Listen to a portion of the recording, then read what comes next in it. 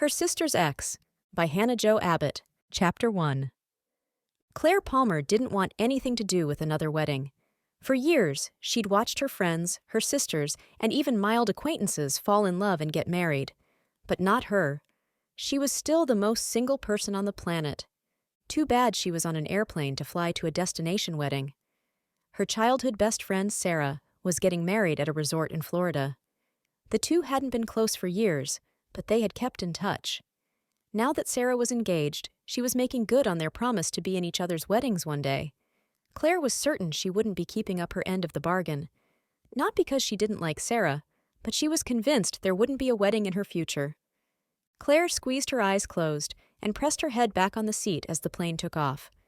She didn't fly much, but every time it made her sick to her stomach to hear the jet engines rumble and speed off the runway. This time was no different. In fact, it was worse. Maybe it was the flight, plus the looming future of the 4-day wedding weekend.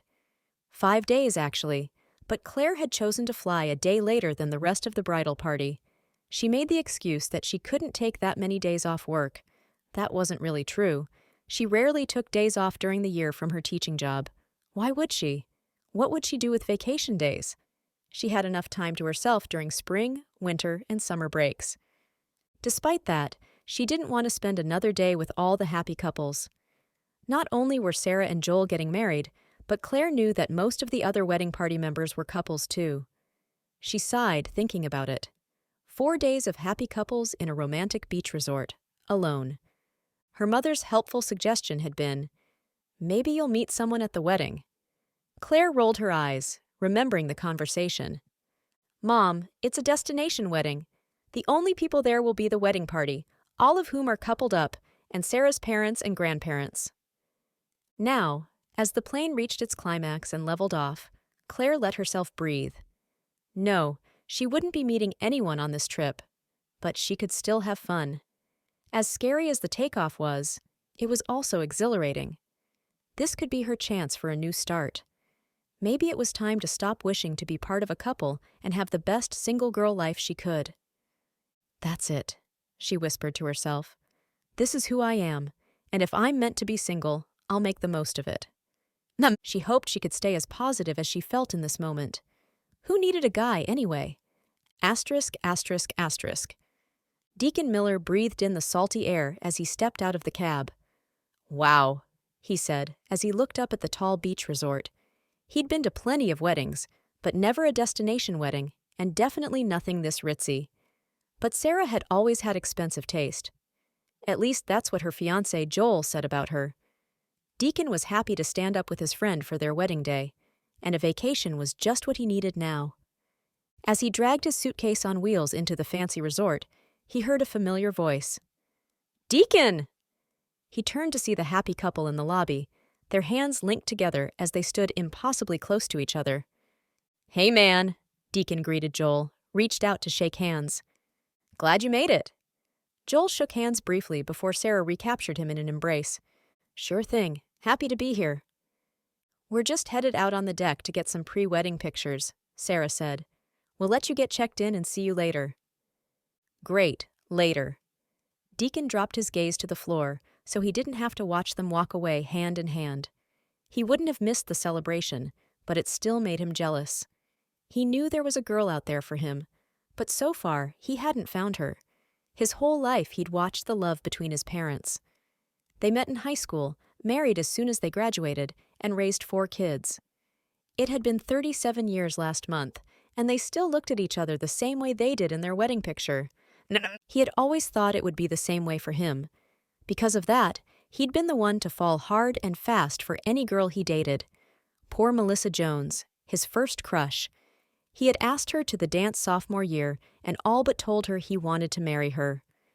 Now he could see how ridiculous that was, but at the time, he had thought it would play out just like his parents. Too bad Melissa had run faster than new technology became obsolete. And too bad he didn't learn from his mistakes with any of his other relationships. Standing here now, it was hard to wish this wasn't his own wedding. Joel had been a good friend to him. They'd known each other since high school and stayed close, even though they went to different colleges. Joel was the kind of friend he could go a long time without seeing, and then pick right back up once they were together again.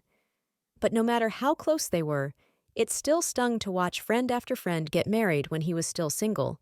He wouldn't give up. God had a plan for him. He just knew it.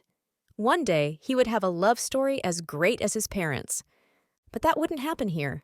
Not this weekend. Deacon had known all the women in the bridal party for a long time, and not one of them was interested in dating him. Maybe it was the geeky computer nerd persona, or maybe it was that they all knew he was looking for a wife. Either way, Deacon knew that Joel and Sarah had tried to set him up with more than one of the women, and they had all said no. He took in the resort's foyer. The beach vibes were certainly taking over. Sand-colored walls were decorated with images of the waves, and on one wall was a large aquarium filled with brightly colored fish. "Good afternoon, sir. Checking in?" Deacon approached the desk. "Yes, Deacon Miller. Here with the Roberts wedding party." "Yes, sir." The female clerk flashed a smile before turning to the screen and typing rapidly. "It looks like the other guest in your room has already checked in, and I have a note to give you your own key." "Great," Deacon said. Sarah had let him know he would be staying with Ethan. The two got along well enough. Deacon thought they would be good roommates for a few days. The woman laid a card on the counter along with a brochure. "You're in room 208. The elevator is down the hall to the left. Here is a list of some of our amenities. We have an indoor pool, an outdoor pool, and a restaurant. They serve lunch and dinner, as well as a buffet breakfast. I'm sure your wedding party has a number of activities planned while you're here, but if you need anything, please don't hesitate to let us know." "Thanks," Deacon said, turning from the desk. He knew for a fact that Sarah had planned the entire weekend. He doubted he would have any time that wasn't scheduled. Although the pool sounded nice, he might have to hope that was on Sarah's list of activities. Making his way down the hall to the elevator, he passed by the door to the restaurant. He thought he smelled fresh seafood. Maybe Sarah planned to have them eat there too. He stepped into the elevator and pressed the button for the second floor. As the elevator rose, he lifted up a silent prayer. "God, help me to have fun this weekend, and help me not to be selfish. I'm here to celebrate Sarah and Joel, and I don't want to spend the whole time feeling sorry for myself. I know you have someone out there for me. I pray that you will bring her in your timing, and please help me not to scare her off." The elevator doors opened and he stepped off, almost bumping into a woman stepping on at the same moment. "Oh, excuse me. I'm so sorry," Deacon said. No, I should have looked up." The woman looked up from her cell phone. "Oh, it's you." Deacon heard the disdain in her voice, but didn't know why until she reached up to pull off her sunglasses. Claire Palmer. "Oh, it's you." Deacon narrowed his eyes at the one woman he didn't want to see. Her apology from before would be the only one he'd ever get. She stared at him, and if looks could kill, he would have fallen dead in the hallway. "I forgot you would be here," she said, her tone flat. Deacon found that hard to believe. There were a limited number of guests, and they had all been on the same group messages for weeks. No, she knew he would be here, just like he had known she would be here. "Yep, I'm here," was all he could muster. "Excuse me, I'm just headed to my room." Claire stepped back as if she might catch a disease from him, a horrible one that would leave her with green and purple spots. He dropped his gaze to the floor and told himself not to think about her as he walked down the hallway to his room. He gritted his teeth anyway, and he balled his fist as he wondered how he would make it through the next few days in this proximity to her. Claire Palmer had held a grudge against him for a long time, and that wasn't going to change any time soon. Deacon knew why, and he knew there was nothing he could do about it, or at least nothing he would do about it. Chapter 2. Claire hadn't forgotten that Deacon would be there. She just wouldn't give him the satisfaction of knowing how much she had thought about it. Deacon had been friends with Joel for a long time, just like Claire had been friends with Sarah. But she didn't know how Joel could be friends with someone who was so awful. Surely Joel and Sarah didn't know about how he had treated Claire's sister. She almost wanted to tell them, but that seemed petty, even for one of her least favorite people on the planet. She straightened her shoulders and lifted her chin as she walked into the coffee shop downstairs in the resort. Dinner was soon, according to Sarah's schedule, but Claire had missed lunch on the plane, and now her stomach was growling. She ordered coffee and a bacon, egg, and cheese croissant to take back to her room. The salad had taunted her, reminding her that she should choose a healthy option. But this was a vacation, and she planned to enjoy herself. Back in her room, she walked inside and fell onto the bed. It was only half an hour before she needed to dress for dinner and head down to the restaurant. Claire had read over the schedule several times, and her eyes almost bugged out at every detail planned. Dinner, games, a tour of the island, a scavenger hunt. It seemed like every moment had been accounted for. So much for a casual, fun trip. She dragged herself off the bed and grabbed her phone. She pressed the button to make a call and put it on speaker as she pulled her dinner dress out of her suitcase. "Hey, did you make it?"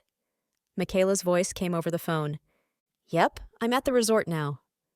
"What's it like?" Michaela asked. "It's beautiful. I can see the beach out my window, and they have a spa and a restaurant and 2 pools." "Oh, that sounds wonderful. I wish you were here with me. It would be fun to have someone to talk to." "Don't you have someone in the room with you?" Claire sank onto the bed. "No. Sarah said they put 2 girls to a room, but there's an uneven number, so I'm the odd girl out." What's new about that? Even with 3 sisters, she was always the one on the outside. "At least you can have some peace and quiet. You might be peopled out by the end of the day." Claire nodded, even though Michaela couldn't see. "You're not wrong about that.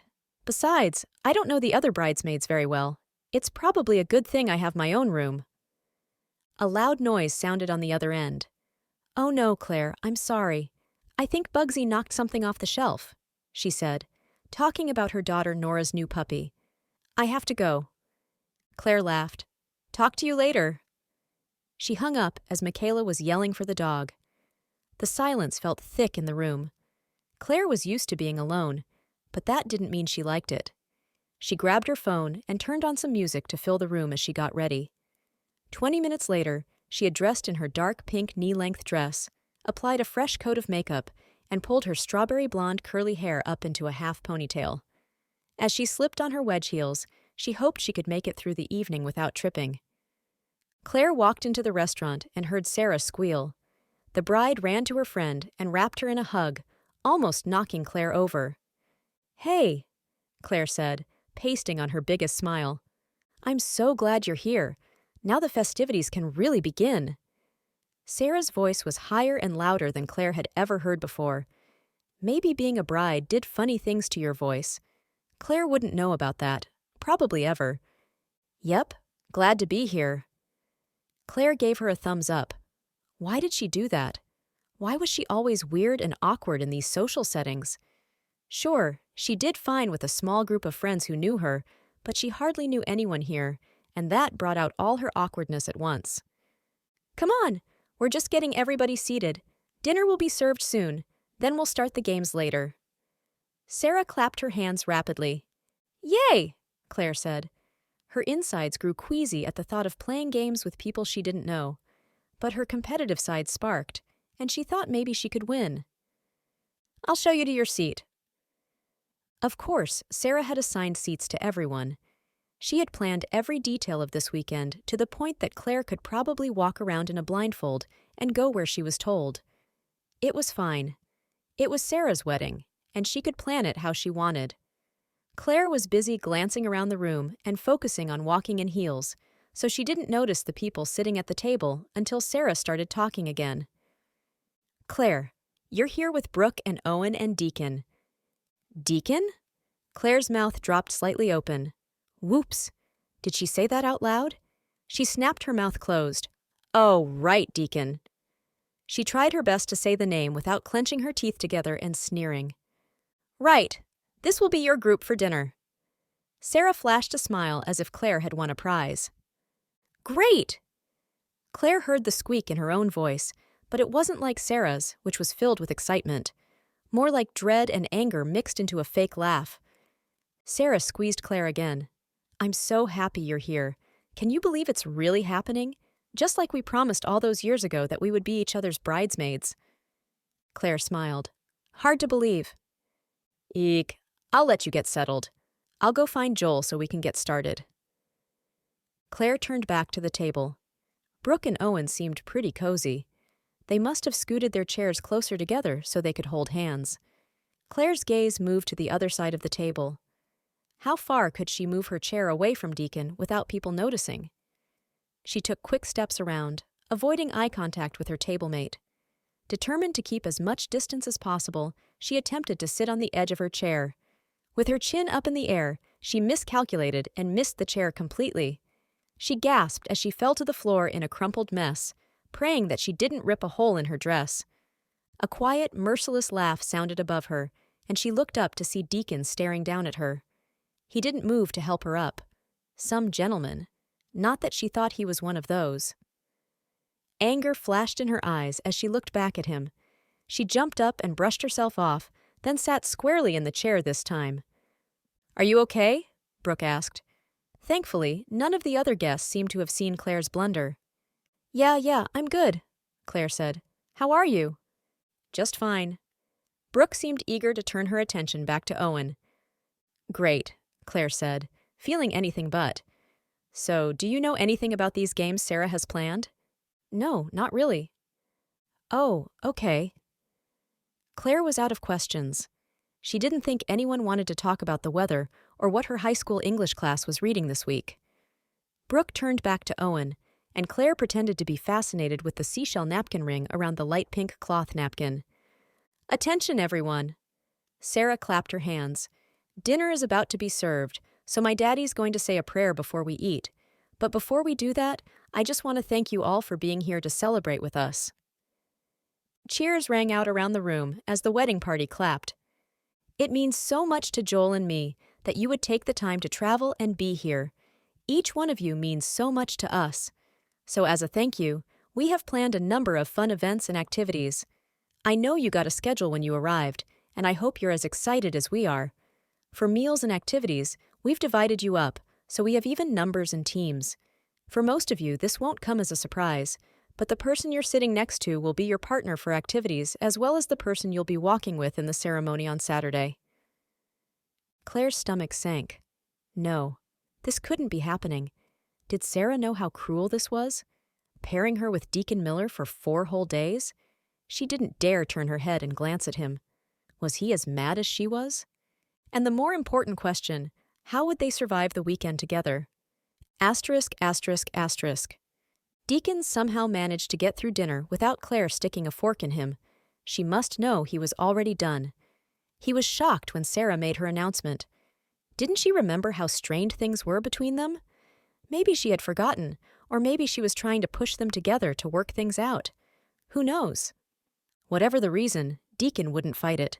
He knew Sarah had put a lot of work into the plans, and he wouldn't be the one to upset the apple cart. Claire hated him. Her whole family did. But he had made a choice, and he wasn't going back on that now. All he could do was be nice to her, if he could do that. He was usually a nice guy, but she seemed to bring out the worst in him. When she walked in ready for a fight, Deacon was too often ready to give it to her. She had that look in her eyes as she left the room. He heard her say something about freshening up before the game started. He was pretty sure she was taking a breather, or maybe going to her room to scream into a pillow before she came back with a smile on her face. Were all the Palmer sisters that good at putting on a face? He had known them all most of his life. Growing up in a small town meant you knew most people, but when a family had 4 girls, they seemed to stick out. Deacon remembered the first time he talked to Claire. They had all been at a church picnic, and the kids were playing a game of kickball. Claire was the youngest of her sisters, a few years younger than Deacon, but she wasn't about to be left out. Deacon was on the pitcher's mound and rolled the ball towards Claire when it was her turn to kick. She pulled her foot back as far as she could and kicked at the ball with everything she had. Too bad she didn't make contact with the ball. She kicked so hard in the air that she flipped onto her back. Deacon moved to check on her when he heard all the other kids laughing. "Are you okay?" he asked, peering over her. Her face was red, and her eyes looked like they were welling up with tears. Then a flash of anger flickered in her eyes, and she jumped up and brushed herself off. "I'm fine," she huffed. "I don't like this game. I'm going to play somewhere else." Deacon watched her stomp away. He knew something about being the youngest kid in the family, and it wasn't always easy. It was hard to measure up to older siblings. But Claire wasn't going to take it lying down, even if she fell flat on her face. Deacon smiled thinking about it. That girl was something else. But tonight, he'd seen that same flash of anger and determination. Too bad it was directed at him. He couldn't really blame her. What she thought of him was because of his decision, and he would be paying for that for a long time. Or at least for the next 4 days. Claire eased back into the room, but stayed on the other side, even when Sarah called for everyone's attention. We're ready for the first game, so if you're not already, go ahead and sit next to your partner. Deacon watched as Claire's gaze flitted in his direction. She wouldn't give him the satisfaction of looking him in the eyes. Her chin was high in the air as she crossed the room and took her seat. Now the first game is a series of riddles. Joel is passing out the papers now, and you can read the directions on the page. The first team to finish with all the correct answers wins. When you get your paper, keep it face down until we say go. Joel made a show of passing out the papers and carefully keeping them turned the right direction. When he finished, he made his way back to Sarah and nodded. The soon-to-be-married couple called out together, "Ready, set, go!" Before Deacon could move, Claire flipped the paper over and started reading the instructions out loud. These riddles are all about Sarah and Joel's love story. Deacon watched as she paused to roll her eyes. He almost laughed. Instead, he watched as she pointed her finger down the paper and her eyes scanned back and forth. "Are you reading that fast?" Deacon asked. "Of course, I'm a fast reader, but shh, I need to concentrate." Deacon sat back in his chair. He was happy to be here and participate in the events, but he couldn't care less about being first in a silly trivia game. He could see that even if Claire didn't want to be his partner, she wanted to win. Fine by him. He crossed his arms and didn't bother looking at the paper or Claire. She mumbled to herself and wrote a couple of answers. Then she groaned. "I don't know Joel's favorite color, do you?" "Joel has a favorite color?" Deacon raised his eyebrows. Claire let out an exasperated sigh. Guys don't sit around asking each other what their favorite color is. "Thanks for nothing." Deacon let out a harsh breath. "He wears a lot of blue, his car is blue, and his favorite team is the Tennessee Titans. So maybe that's it?" Claire stared at him with wide eyes. Deacon didn't know whether she was impressed or thought he was a complete idiot. Probably the latter. She turned back to the paper and wrote blue in neat letters. "Do you know where he proposed?" Deacon furrowed his eyebrows. "Don't you?" Claire shifted in her seat. She looked across the table as if she didn't want the other couple to hear her. "No." "Really? I thought everyone knew that." He grinned smugly. She might want to win, but she couldn't do it on her own. Claire lowered her voice even more. "Sarah and I were friends when we were kids. We still are. But we're not really that close now." Was it just him? Or was her tough exterior cracking the tiniest bit? She cleared her throat as she straightened in her seat. "Besides, I don't pay that much attention to all those engagement stories. If you've heard one, you've heard 'em all, right?"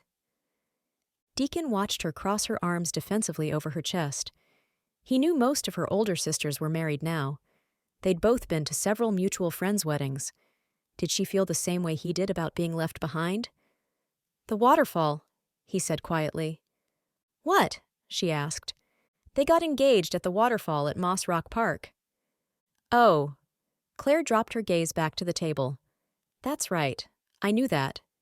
She scribbled the answer and glanced up and down her list. She wrote answers to more questions without asking for his input, and only a few minutes later, she jumped up. "Finished!" she shouted. Sarah squealed and came to collect her paper. "Yay! I'll just hold on to this, and when everyone is done, we'll make sure you have all the right answers." Claire sat back down, her smile triumphant. Deacon took a deep breath and blew it out. Was she going to be this way the whole weekend? He didn't mind helping answer a few questions for a game, but what other activities would they be forced into? And would she want his help if it meant getting closer than the 2 feet between their chairs? He had noticed how she kept scooting farther away, as if no one would see. He told himself it didn't matter. All he had to do was make it through the next few days. Chapter 3. Claire walked through the door to her room and collapsed on the bed. Her head ached from the pounding it had been doing all night. Why did Sarah do this to her?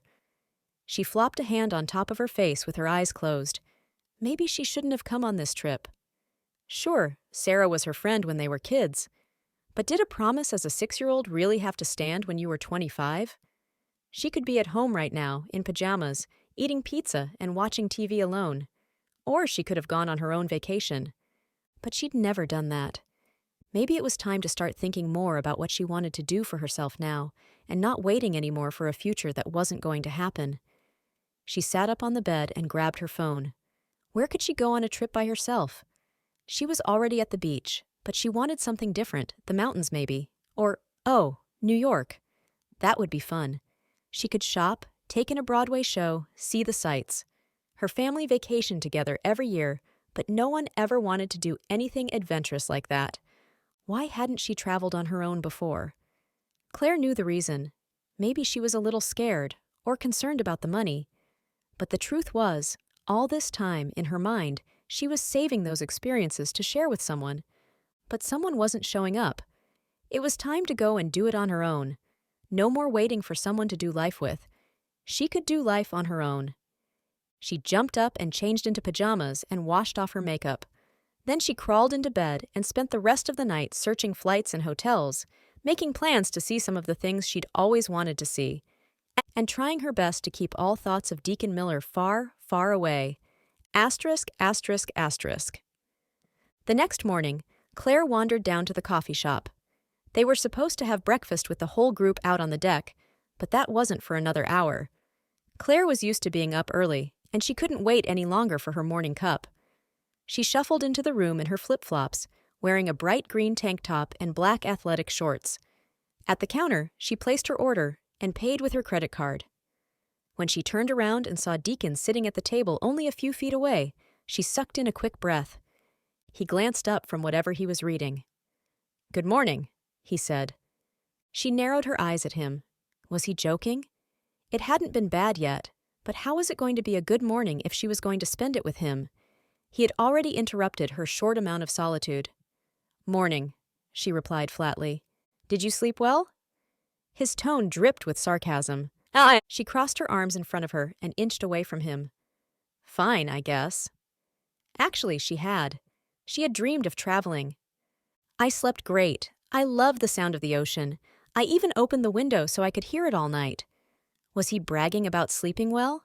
What kind of person did that? Claire pressed her lips together and made a face. "Wasn't it loud?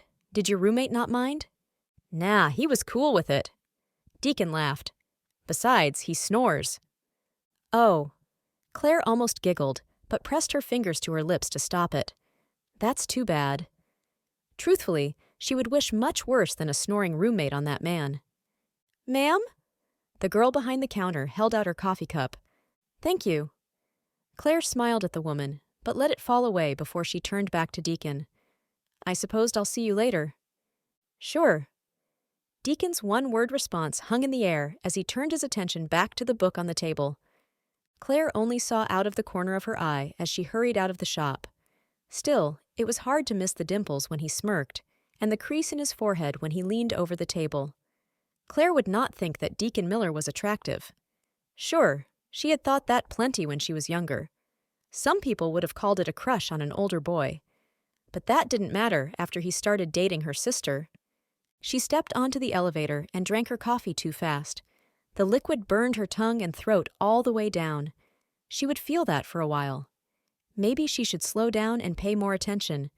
Claire rolled her eyes, knowing that probably wouldn't happen. She had been running headlong into everything her whole life, stumbling, tripping, and bumping into people along the way.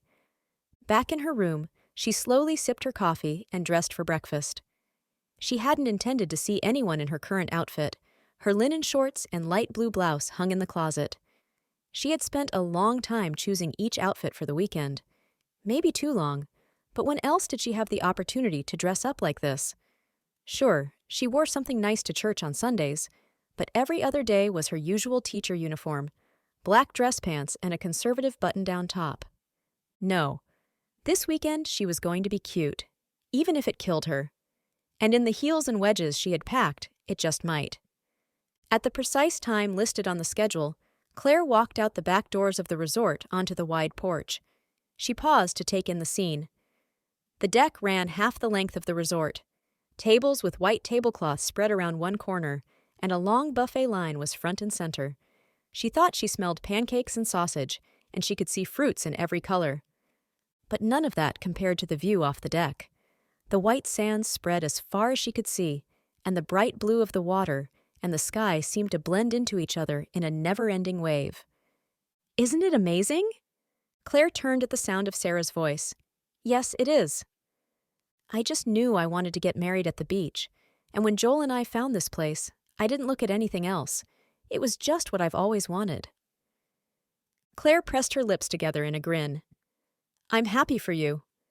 Sarah looped her arm through Claire's. "Thank you. I'm so glad you're here."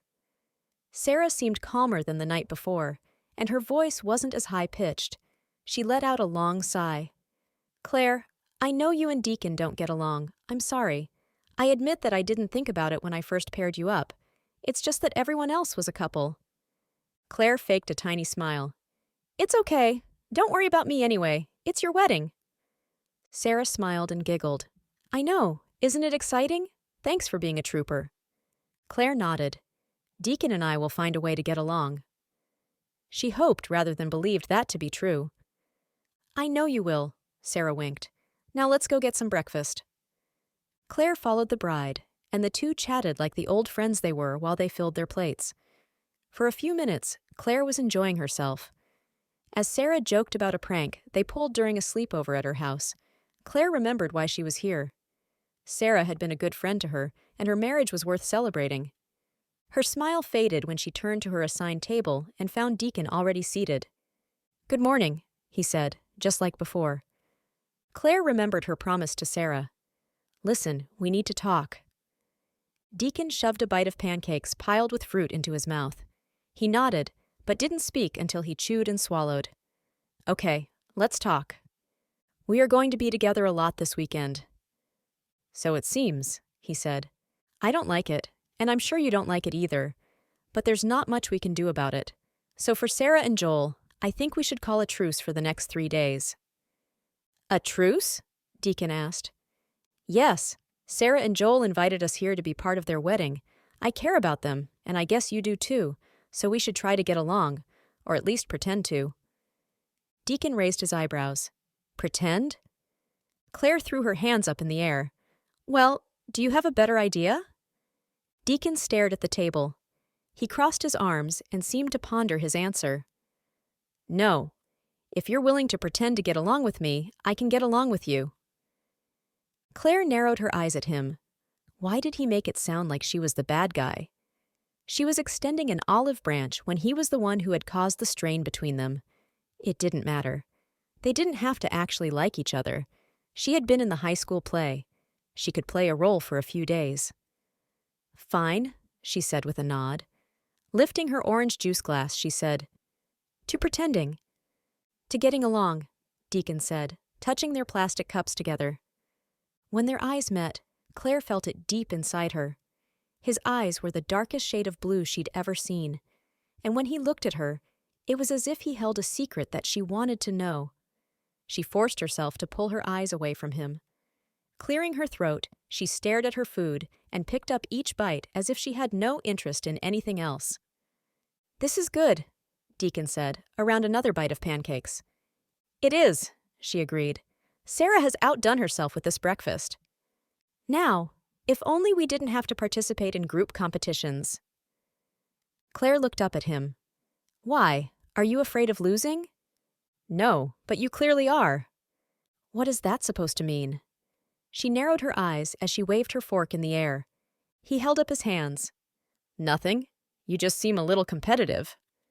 She dropped her fork and put her hands on the table. "Competitive?" "Shh." Deacon put his finger to his lips. "It's fine," he said. "We're getting along, remember? Nothing wrong with being competitive, I guess.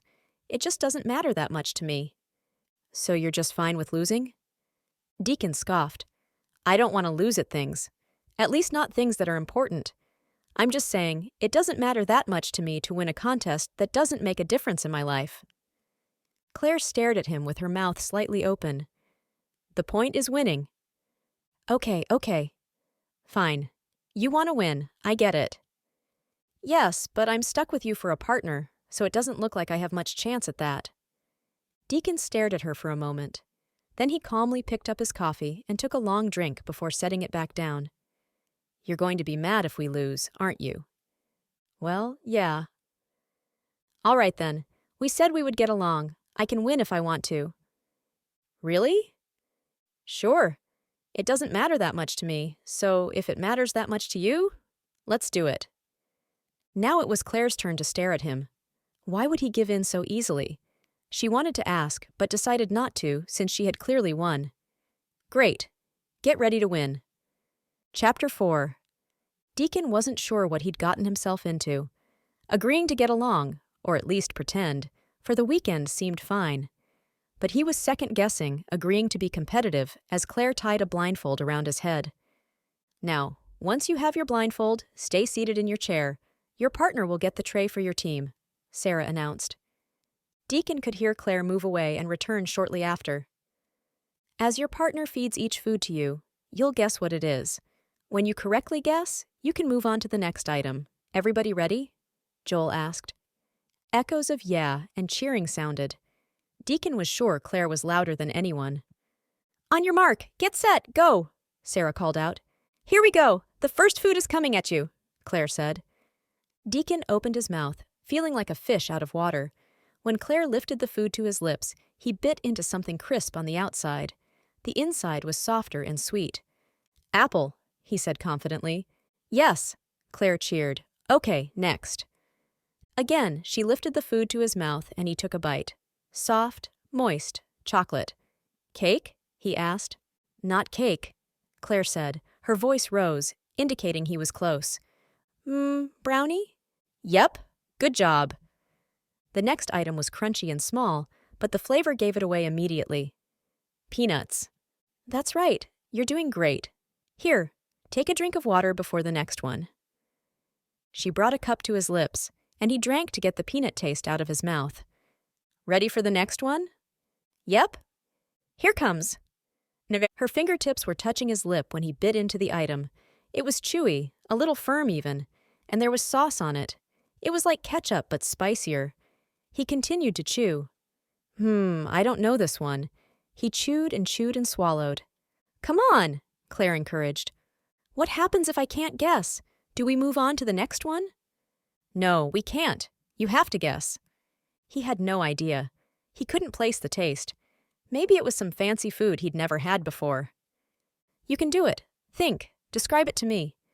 It was chewy and maybe kind of salty, and the sauce was like ketchup, but not. Yes, exactly. So what kind of sauce do you think it was? Deacon took a breath and thought. Trying to win this competition was more work than he had counted on. He tried to place that taste. Finally, it hit him. Cocktail sauce? Yes. He heard Claire clap her hands. And what's something you put cocktail sauce on? Deacon gasped, and his stomach turned. He slowly spoke the words. Cocktail shrimp. Yes, Claire screamed. Let's go to the next one. Deacon ripped the blindfold off and stood up. What are you doing? Claire's eyes flashed in anger and defeat. We're not done. There are 2 more. She covered her face with her hand. Now we'll be disqualified. I'm allergic to shellfish, Deacon said. What? Claire looked at him, her eyes wide, and her mouth dropped open in shock. He stared at her without repeating himself. What do you mean? Like how allergic? Like you'll swell up or you can't breathe? Do you have an EpiPen? Or like you'll just be uncomfortable? Deacon could feel his throat closing up and sank back into the chair. Like you need to call an ambulance. Asterisk. Claire stood in the hallway of the hospital, waiting for Deacon to emerge. She was sure he was all right. The EMTs had said he just needed to be checked out. The epinephrine had taken effect immediately and allowed Deacon to breathe, but he still needed to be seen by a doctor. Claire chewed on her fingernails. Of course, something like this would happen to her. She couldn't even make it through one day of this event without sending someone to the emergency room. That was par for the course for her. For as long as she could remember, she'd been the awkward, clumsy, accident-prone one. Her first memory of her life was when she was 5 and managed to get herself stuck in a bathroom at her friend's house. It was a bathroom at the back of the house, the farthest from the living room and kitchen where everyone was. It was an older house, and the doorknob could be tricky. But that wasn't the problem. Claire had washed her hands and dried them on the towel, then accidentally dropped the towel on the floor. She bent to pick it up, and when she stood, she hit her head on the knob, knocking it off from the inside. The other side was still attached, and she couldn't open the door. It had probably been 10 minutes before she called for help, and longer than that before anyone heard and opened the door. She was sure her face was red when her friend's dad opened the door and she emerged, holding the other half of the knob. That embarrassment was burned into her brain. Just like the time at a pool party when the guy she had a crush on said hello to her. She was so excited she turned too quickly and lost her balance. She recovered, but in the process, she knocked him into the pool, fully clothed. Claire stood in the yellowish lighting of the hospital and covered her face with her hands. Now she had fed Deacon the only thing he was allergic to. She could have killed him in her excitement to win the contest. What was wrong with her? She wasn't joking when she whispered a prayer of thanks that he hadn't actually died. Some people might not believe it was an accident. "Hey!" Deacon walked through the door. "Hey, are you okay? I'm so sorry about this." "I know. I guess I know. But you should tell me now if this was all just a ruse to kill me with a bite of shrimp. If so, kudos to you for such an elaborate plan. I never would have thought of it, and you sure did your research." Claire stared at him, trying to decide if she should laugh. She couldn't. "No, Deacon, I had no idea you were allergic, and I'm sure Sarah didn't." No, I was joking. I know you didn't mean to. It's my fault, really. I don't talk about it very much. I don't really think about it. It's not like an allergy where I can't be around it at all. It's only if I eat it, so I just don't eat it. I didn't think shrimp would be part of the game. Just assumed it was fruit or chips or something." He shrugged. "Assuming wasn't a good idea." "I still feel like it's my fault. You don't know me well, but this kind of stuff always happens to me." "You've sent other guys to the ER by feeding them food they're allergic to?" Deacon's eyes grew wide as he teased her. She swatted at his arm. "No, not exactly that, but things go wrong when I'm around." "I doubt that's true." "Oh yeah? You should ask the guy I went on one date with. The one date where I locked his keys in his car, then spilled his dessert on him." Deacon snickered. "Well, he must not have been too upset if he stuck around until dessert." Claire rolled her eyes. By then, he was probably waiting for the video crew to jump out and tell him he'd won a prize by sticking it out on the worst date ever.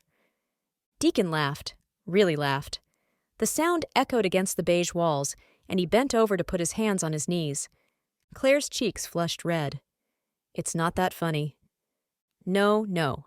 He held up one hand before straightening. "I was just thinking, if this had been a date and we were on a reality show, I hoped they would cover my medical bills." Claire finally cracked. She laughed. At least he saw the humor in the situation. That was better than her past experiences. They both laughed until they had to catch their breath. "Phew," Deacon said. "Man, I don't know when I've laughed like that. This is definitely a story I will tell for a long time. But really, I take responsibility for it." Claire looked at him then. Really looked at him. His eyes were softer than usual, at least when he was talking to her. Had they given him medication that made him loopy? Or was he really not holding it against her? His laugh was contagious, and that smile was nothing short of handsome. For a moment, she forgot who she was standing in the hallway with. This didn't feel like the man who had broken her sister's heart. But it was, and she needed to collect herself. She straightened up and crossed her arms. "We should be getting back. I'm sure Sarah and Joel and the others are concerned about you." Deacon nodded, and they walked together toward the door. "You know, you didn't have to come." Claire shrugged. "I didn't want Joel to leave his own party. Besides, I couldn't compete without a partner." "That's true." Deacon flashed an evil smile. "Maybe this was my way of trying to get out of the games." She swatted him again. "Don't say that. You could have been really hurt. And it's not that bad, is it?" "Nah. Besides the almost dying part, being your partner has been okay so far." Chapter 5. Deacon's stomach grumbled. He had enjoyed the buffet at breakfast, but he hadn't eaten anything since the food competition. Now that it was getting on in the afternoon, he didn't know if he could wait much longer to eat. He glanced over at Claire in the driver's seat of the rental car. "Are you hungry?" She eyed him as if he'd read her mind. "Starving." "Me too." "I didn't say anything because I didn't know if you felt like eating after the hospital." "Oh yeah, I could eat a horse," Deacon said. I don't know if there are any restaurants around that serve horse, but there are some burger places up here." Claire pointed down the highway. "A burger sounds great. Just pull in the first place that looks good. I'm too hungry to be picky." "I know we missed lunch. I think it was some fancy island meal. I can't remember, but it had a long name on the schedule." Claire scrunched her face. "A burger sounds better to me." "I think you're right. Honestly, the food has been great so far, but I'll be glad for one meal that's a little simpler." "Me too. Burgers it is," Claire said, pulling into a drive-thru. Deacon reached into his back pocket for his wallet, but Claire was already holding her hand up. "No, this is my treat." "You don't have to do that," he said. "Really. It's the least I can do. Maybe I didn't know, but I'm still the one who shoved a shrimp in your mouth." "Fair enough," Deacon said. He gave her his order, and Claire ordered for both of them. She handed him his food and placed hers in her lap before pulling back out onto the road. "Are you sure you can drive and eat at the same time?" She gave him an annoyed look. "Sure, I've been doing it since I was a teenager." Deacon held up a hand. "Fine, just saying you're the one who said you're clumsy." "Touché. However, I've never had an accident, so I think you're safe." Claire spoke around the French fries in her mouth. "So, what do you do these days? I haven't kept up with your family since—" His silence was long and awkward. "Well, in a few years." "Yeah, I know," Claire replied. "I teach English at Heritage Christian Academy. I've been there for 3 years. I was applying for jobs when you and Piper dated." There it was, the elephant that was always in the room with the Palmers. Claire seemed to be the one holding the biggest grudge, but it was obvious none of the other sisters were pleased with him. He sighed inwardly. What had happened between him and Piper had been ugly. He knew that, and for what Claire knew about it, he couldn't blame her for the way she felt. Deacon cleared his throat. "That's great. Heritage Academy is a great school. Everyone I know who has kids there loves it." They rode the rest of the way in silence as they ate their burgers. The resort wasn't far away, and they were just finishing as Claire pulled in and parked the car. "I guess we should go find out where everyone is." "I'm sure it's on the schedule." Claire rolled her eyes. "Yes, I'm sure it is." They climbed out and made their way through the lobby and out onto the deck. "There you are!" Sarah called out the second they walked through the door. She ran to meet them. "Deacon, are you all right? I'm so sorry. I had no idea about the shellfish. I feel terrible." Deacon held up a hand. "I'm fine. It's all over now, so no need to worry. Just no more shrimp for me." "Oh, I promise." Joel joined her. "Sorry, man, I think you've mentioned it before, but I didn't even think about it. It's all good." "Are you feeling up to our next activity?" Sarah asked. "As long as there isn't any food involved." Sarah giggled. "No, we're going on a tour of the island, and we'll take a break for mini-golf before we come back for dinner." Deacon nodded. "That sounds just fine." Sarah and Joel collected the rest of the wedding party, and a few minutes later, Deacon found himself in the back seat of a golf cart, sitting closer to Claire than he had planned. The small seat didn't allow for much space, and the scent of her floral perfume filled his senses. The way her arm collided with his every time they hit a bump was beyond distracting. Deacon had remembered her as the little sister, but now he saw her as a grown woman. One who was angry with him, but still a grown woman who was beautiful and funny and sitting right next to him. Owen was driving the golf cart, and Brooke had her arms wrapped around him as she pointed out the sights and giggled non-stop. Deacon hoped they would stay on the road. "It's a beautiful place," Claire said. Deacon nodded. He didn't trust himself to talk. He couldn't say what he had expected from this weekend, but whatever it had been, this wasn't it. And when Claire was assigned as his partner, he had been terrified. He'd seen the anger in her eyes, and knew what she thought of him. Now he wondered if he could change her opinion of him. It wasn't true, after all. He wasn't the guy she thought he was. Maybe this weekend was his chance to show her he was a good guy. He promised himself it was only so she didn't hate him. He couldn't have feelings for her. Not that she would ever feel that way about him. But he couldn't start a relationship with their history. No, he would be satisfied if she could just move forward without hating him. He hated the way she treated him, and seeing her anger made his blood boil. But he couldn't say that he hated Claire Palmer. Owen pulled the cart to a stop alongside the other members of the wedding party. Sarah and Joel were leading the group from the parking lot down to the water where a pier stretched out past the beach. Brooke climbed out behind Owen and stayed attached to his side. Deacon stepped down and stuck his hands in his pockets. He glanced over his shoulder to see Claire sliding off the seat.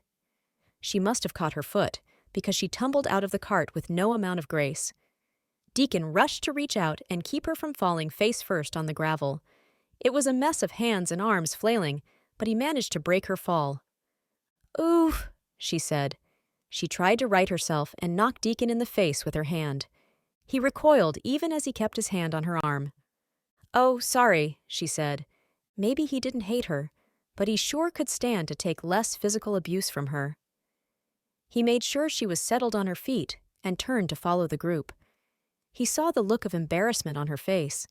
It almost made him walk closer to her and let her know it was all right. No one else saw it. But she didn't want that from him. She was probably mad at him for trying to help her. The sound of her shoes on the gravel behind him was the only thing that let him know she was still there. Deacon caught up to the group at the edge of the pier and kept his distance from Claire. This wasn't a team activity, and there wasn't a competition, so he didn't have to stay right next to her. He took a deep breath of the sea air. The water stretched out as far as he could see, and he reminded himself that this was supposed to be a fun, enjoyable weekend. He hadn't counted on spending it with Claire Palmer, and right now he could use a break. "Hey, dude," he said to Ethan as he came up beside him. "Did you drive over here? I wasn't sure I was going to make it with Owen behind the wheel." Ethan laughed. "You just don't like not being the one driving." Deacon scoffed. "That's not true." "Sure it is. Even when we were in high school, you always insisted on being the one to drive. We took your car everywhere we went." Deacon scratched the back of his head. "Was that true?" "No way. What about that time we went to that concert in Knoxville? You almost ran over a girl in the parking lot." "Yep, and you said, 'See, this is why I'm the driver.'" Deacon nodded. That was true. "Where's Kaylee?" Ethan jerked his head toward the parking lot. "Had to go to the bathroom. I think half the girls are in there. You know they always have to go together." Yeah. Deacon knew it was a fact, but he didn't have a girl there to join in that. He took a quick glance in that direction and saw Claire standing at the edge of the pier alone. He turned away and kept his attention on Ethan. Ethan must have noticed her too. "Claire's over there. How's that going? You haven't retaliated for the shrimp yet, I guess." Deacon shook his head. "Nah, she didn't mean to do it." "Are you sure?" Ethan laughed. "Everybody knows she hates you." "I'm sure." Deacon set his jaw. He hated that everyone knew she hated him. It burned him deep inside. "Why does she hate you anyway?" Deacon turned to look out at the water. "Just something in the past. She hates me for what she thinks happened between me and her sister." "Oh, that's right." Ethan rubbed his chin. "Still, it seems strange for her to be the one that's so upset. It was her sister, not her." Deacon shrugged. "I guess she took it personally, something about family loyalty." "Whatever. I've known you for a long time, and I know you're not a bad guy. Don't let her get to you. After this weekend, you can go back to avoiding her at all costs." Deacon nodded. The never-ending water receded in and out as he watched. That's how it would be with Claire.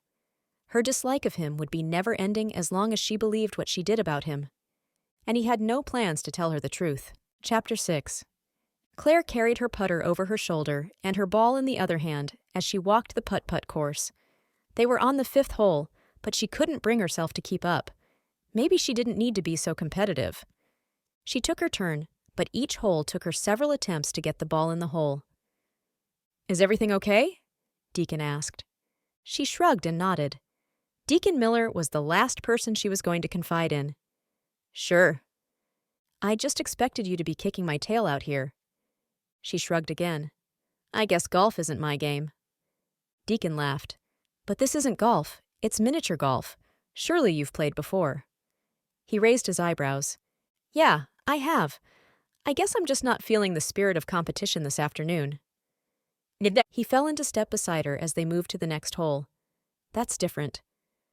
I know, she said, keeping her eyes down. It's not because of the shrimp thing, is it? Claire sighed. It just doesn't seem as important. We're here to celebrate Sarah and Joel, and they want us to have fun. I don't want to cause any more trips to the emergency room by trying to win everything. Deacon nodded as if he understood. What is it you like about winning? Claire gave him a strange look. Winning, she said matter-of-factly. Yeah, but why? Claire looked away as she came to a stop. Why did she like winning? Winning was fun. Winning is what you're supposed to want to do. But she knew the real reason. When I win, I don't feel like such a screw-up. At least when I'm coming in first, I know there's something I'm good at, even if it's a trivia game or a guess the food competition. Do you actually think you're a screw-up? His voice was so tender, it almost made her like him. Claire shrugged. Sometimes. You're the youngest in your family, right? Deacon nodded. Then you know what it's like. Yeah, it's a lot to live up to. Especially when you have 3 older sisters who have it all figured out. Their lives seem to have worked out for them. I mean, I love my job, and I'm happy living in Twin Creeks. But it's pretty obvious that I don't measure up to them. I'm sure that's not true. Are you? Claire challenged him. You don't know my family. Not anymore anyway. He dropped his gaze. You're right. He stepped up on the green, placed his ball, and sunk it in one shot. Not bad, Claire said. I would say I can beat it, but it's hard to beat a hole-in-one. What can I say? I'm a miniature golf champion. Is that so? Actually, yes. My fraternity won a miniature golf challenge my senior year, so officially I have won awards in putt-putt, he said. A smug smile hung on his lips. Claire put her hand to her mouth as she laughed. Really? That's amazing. I've never known a putt-putt champion. No wonder this was a competition I knew I couldn't win. Deacon laughed too. It felt nice to laugh with him.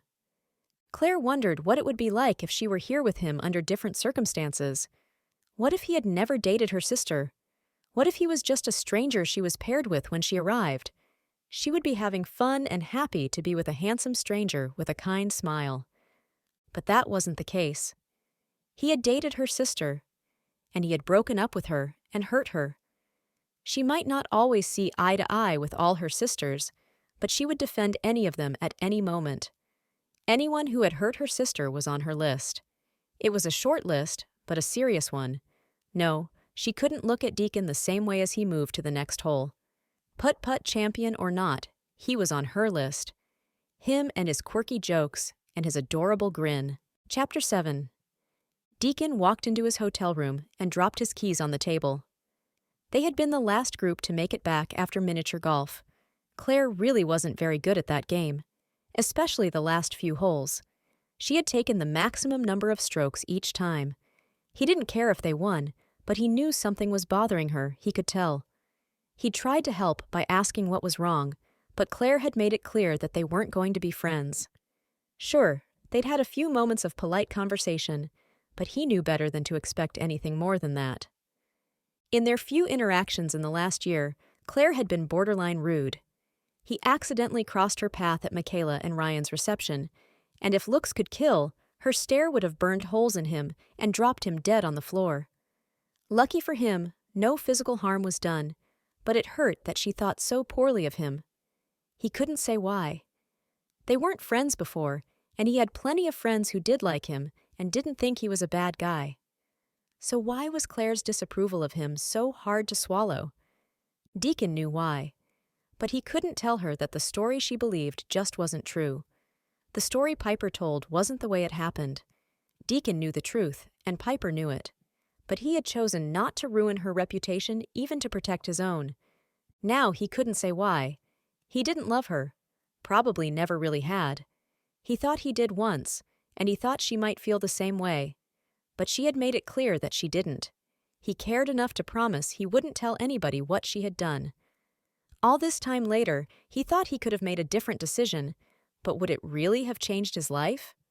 Maybe it would when it came to Claire, and maybe that mattered more to him than he wanted to admit. Asterisk, asterisk, asterisk. A scavenger hunt, huh? Claire said, holding up the envelope. I've actually never done one of these. So you don't think we'll win? Deacon asked. I didn't say that. Claire snapped her eyes to him. I can still be good at it. Deacon chuckled. I'm sure. Are we supposed to wait for them to tell us to start? Deacon took the envelope from her and pointed to the words as he read. Open this envelope at exactly 11 o'clock. Oh. Claire shifted her gaze. I guess I missed that. You know, reading the directions is an important part of a scavenger hunt, Deacon said. Maybe I should be the one to read the clues. She snatched the envelope from him. I can read. I'll pay close attention. What time is it? Deacon pulled his phone from his pocket and checked. 10:58. Claire tapped her toe. Do we have to walk everywhere, or are we allowed to drive? Deacon shrugged. It didn't say, but maybe the inside gives us more rules. Claire nodded and continued tapping her toe as Deacon watched his phone. They didn't speak, and her heart pounded in excitement, waiting for the exact minute. 11, Deacon said. Claire tore into the envelope before she remembered to be careful not to rip the paper. She eased it out as fast as she could. Welcome to our amazing wedding race. The first team to find the location of the final clue wins. The rules are, you must go in order of the clues. You must not work with any other team. You must walk to each location. Both teammates have to complete each clue. Have fun. Here's your first clue. Claire paused and took a deep breath. I can be quick, and then I'm deadly. I'm a rock, shell, and bone medley. If I was made into a man, I'd make people dream. I gather in my millions by ocean, sea, and stream. Deacon rubbed his chin. Quick, rock, shell, and bone, man that makes people dream. What man makes people dream? Oh, the Sandman! It's sand! Deacon yelled. Yes! Claire shouted. She turned and took off running, assuming Deacon was behind. She made it to the beach walkway and turned to check. He was closer than she thought and ran right into her when she stopped. Oof, he said as they collided. To keep her from stumbling, he put his arms around her and caught her. Claire's breath caught in her throat at his closeness. The impact didn't hurt either of them, but she almost couldn't move away from him. His scent was cool and gentle, like mint and fresh air, and his arms around her felt too good to run away from. Are you okay? He asked. His breath was close to hers. She looked into his eyes and tried to remember why she didn't like this man. His blue eyes were bright and honest, and at the moment, full of concern for her. She shook herself as she stepped back reluctantly. I'm fine, she said, feeling anything but. Come on, we need to get to the sand. She turned, trying to erase the image of his eyes from her mind. She had always thought he was handsome, but seeing him that close up had her mind reeling. Telling herself to focus on the scavenger hunt, she picked up her speed as they neared the end of the walkway. At the end, she stopped and waited for Deacon, who wasn't as close behind her now. She scanned the beach as he took the last few steps to catch up. There! She yelled as she pointed across the beach. An orange cone held a flag and what looked like some sort of basket. She took off again, with Deacon at her heels. The basket held a number of envelopes. Claire glanced over her shoulder and saw more teams running onto the beach now. Here! She grabbed one and tossed it to Deacon. Read it while we walk back to the walkway. How do you know we need to go back to the walkway? Maybe we need to stay on the beach. Claire stopped. Oh, you're right. Fine, but let's move away from here so the other teams don't hear us when we figure out the answer. Deacon nodded, opening the envelope as they walked a short distance. He read it when they were out of earshot of the other teams on the beach. Some like it hot, some like cold, some like it mild, and some like it bold. Find the shop where it's sold in cups and enjoy a brew. Hot or cold? Mild or bold? It has to be coffee, right? Claire kept her voice down and leaned towards Deacon. Yes, I think so. There's a coffee shop in the resort. Do you think that's it? There's a coffee shop down the street, too. But wouldn't it be the closest one? Claire tapped her chin. But if everything is at the resort, why would they specify that we can't drive? Good point. Should we go past the one inside, just in case? Claire considered this, but shook her head. No, the only way we'll get ahead is if we head straight there. Agreed. Let's do it. They made quick steps back up the beach, noise from the other teams echoing as they read the clue and made their guesses. Come on, let's go around the side before they see us. Maybe they'll go to the resort and we'll be right. Then they won't see us and follow us. Deacon followed her lead, and they made their way around the building. Do you think we actually have to drink a cup of coffee? Why? What's wrong? You don't like coffee. Oh no, I like coffee. Just wondering if we have to take the time there, or if we can just move on. Deacon shrugged. It says enjoy it, so I think we're supposed to. But maybe we'll know when we get there. Claire nodded, keeping step beside him. She had seen the coffee shop on their way back from the hospital. She wouldn't have noticed it otherwise. Maybe their slip-up had given them an advantage this time. At the door of the coffee shop, her heart sank. There was no sign, no other clue, no flag. Maybe she had been wrong. Claire sighed. Sure, it was just a scavenger hunt, but had she messed up again? Deacon pushed the door open, and a bell rang over their heads as they walked in. Claire looked around. Still no sign of any more clues. I'm sorry, Deacon. I guess I was wrong. Hang on, don't give up yet. He confidently stepped up to the counter. Hi, he greeted the man at the register. We're on a scavenger hunt, and our clue was about a coffee shop. Any chance you know something about that? The man stared at him and rubbed his chin. He slowly shook his head. Then he grinned. Yeah, man, you're in the right place. Deacon clapped his hands together. Yes, I knew it. So do you have a clue for us? The man nodded. I do, but I can't give it to you until you order a cup of coffee. Sure, Deacon turned to Claire. What do you want? She almost declined, but a cup of coffee sounded pretty good. I'll have a vanilla latte. Deacon looked at the man. Make it 2. You got it. He rang up the total, and Deacon paid for the drinks. Claire opened her mouth to argue, but he shook his head. When the man handed Deacon the 2 drinks, Deacon handed one to Claire. Her fingers brushed his, and a thrill flowed through her. She cleared her throat. Can we have our clue now? Oh, sure. The man reached behind the counter and pulled out an envelope. He handed it to Deacon. Thanks, man. No problem. Have fun. As they walked out the door, Claire looked around. We must be really ahead of everyone else. Yeah, you were right. They probably went to the coffee shop in the resort. Lucky for us, I saw this place on the way back from the hospital. Deacon laughed. Not really lucky for me. Claire watched his expression, looking for anger, but saw none. She laughed. Yeah, maybe not so lucky. Want to open the next clue? You can. She sipped her coffee and waited. I think you like being in charge. Deacon had pulled out the piece of paper, but he didn't read it. He looked up and stared at her.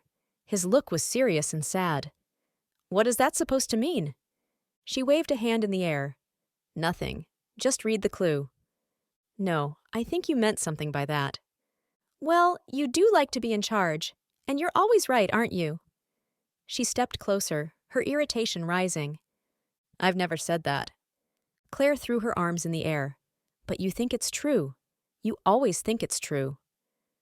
What are you talking about? Come on, Deacon. I know about you. You act like the nice guy, you smile, and you pretend to be charming. But you want things the way you want them. You think Deacon's way is the best way. Piper told me all about it. She sucked in a breath, knowing she was spitting fighting words. Are you saying I'm controlling? Ha! Claire shouted. Piper said from your first date you planned everything. You went where you wanted to go, hung out with who you wanted to hang out with. She went along with it because she thought you cared about her. Then she said you were planning your entire future without her input. Where you would live, when you would get married, how many kids you would have. Deacon turned away from her, but Claire wasn't finished. But she thought things would work out between you, until you up and decided you didn't want that anymore. Deacon turned back, his jaw set and his eyes dark. What? Claire crossed her arms and nodded. I know all about it. I know you walked into the party that night and started yelling at her. You broke up with her in front of her friends and then walked out without giving her a chance to say a word. I guess when you made up your mind, you were done, and there was no talking you out of it. Deacon fumed. You don't know the whole story. Oh yeah? Are you calling my sister a liar? It's not the whole truth. Fine then, tell me. Deacon shook his head. There's no point. Why not? Claire shouted. Deacon stepped close and his eyes softened. He spoke his words slowly but clearly. Do you think you'll ever forgive me? Chapter 8. Deacon watched Claire's expression. Her mouth fell open, and he almost thought she was going to drop her coffee. She sunk onto the bench on the sidewalk. He watched for a minute before sitting on the bench as far from her as he could, trying to give her space. I don't know, she said. I didn't know you wanted to be forgiven. He waited until she looked up at him. I hate that you think so badly of me. And I know the rest of your family does too. I've tried to pretend that it doesn't bother me, but the truth is, it weighs on me. Claire's eyes flashed with a hint of anger. We have a right to be upset. Deacon chose his words carefully. Like I said, you don't know the whole story. Claire folded her arms across her chest. So tell me. What was he doing? This was what he said he wasn't going to do. And even if he told her, would she believe him? She was loyal to her sister, and that might trump anything he said. You hate me because you think I hurt Piper. She told the story she wanted to tell, and I let her. I thought it wouldn't hurt me because I would just move on with my life, but now I wish I had never let her get away with that. Claire narrowed her eyes and lowered her eyebrows. Get away with what? Deacon stood and held up his hands. He couldn't do this.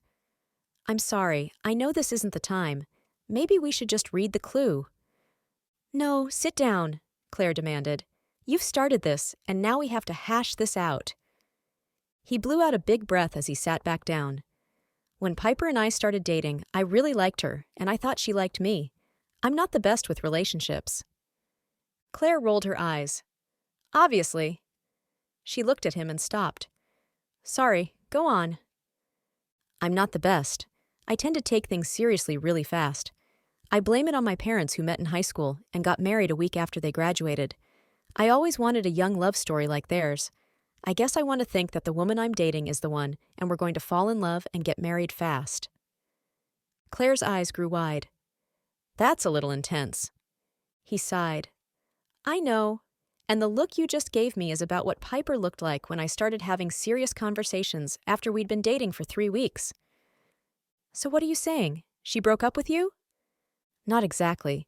She seemed a little unsure, but we kept dating. The more we were together, the more I thought we were getting more and more serious. She acted like things were great between us. I guess you could say I was moving fast. He sighed. Piper never said she thought I was controlling, but I guess I can see why she might say that. I had plans. All those months we were together, it felt like we were getting closer and moving forward. But then there was the weekend in Atlanta. The one where you broke up with her in front of all her college friends. Deacon took a deep breath. He needed to say it before he changed his mind. The one where I found her kissing another guy. Claire jumped to her feet as her hand flew to her mouth. No, that's not what happened. She told us there was a party, and you showed up like you had been waiting for an audience and broke up with her in front of everyone. That's what she told everyone. He paused, thinking about how to continue. There was a party, that's true, and I did storm out with her crying, and I hate to admit it, but it's true that I yelled at her in front of people, but no one besides me and her and that other guy knew what I found them doing. I didn't find out until the next day that she told everyone that I walked in and started yelling at her, then broke up with her, even though she was pleading with me to talk things out. That part was true. She was begging me to talk to her, but I didn't need to. If she wanted to be with someone else, I wasn't going to stand there and talk her into being with me. Claire slowly sank down onto the bench. And you just let her tell that story to everyone? Why? Deacon stared at the sidewalk. Honestly, I don't know. Maybe I was more embarrassed that she would cheat on me than to have people think I broke up with her. But I talked to her a few days later. She apologized, and I think she was really sorry. She begged me to get back together and to move forward with our plans. He shook his head. But I couldn't do that. When she said she told her family that I broke up with her, I didn't think it would be helpful for me to show up and tell you what she did. I knew she was embarrassed, and I felt like maybe it was partly my fault. Maybe if I was more of a casual, fun kind of guy and didn't talk about the future from day one, maybe she would have wanted to be with me instead of finding another guy at a party. Claire furrowed her eyebrows and chewed on her fingernail for a long time. I wish I could say I didn't believe you, but I do. Deacon's heart soared to hear her say that, but he knew she was struggling with it just the same. I love my sister, but she wasn't the most responsible or serious one. It probably scared her out of her wits if you wanted to talk about settling down. She was the one who was happy to have fun and didn't want to be tied to a guy. I hate to say it, but I believe you, Deacon. I guess I was wrong about you. Deacon smirked. Well, maybe not completely wrong, but I hope I can show you I'm not the heartbreaker that you think I am. Claire squinted her eyes at him. But why tell me now? Why does it matter to you what I think after all this time? Could he tell her the truth about that? No, it was too weird. Maybe they could move past this, maybe even be friends, but that was all. He shrugged, hoping it was believable.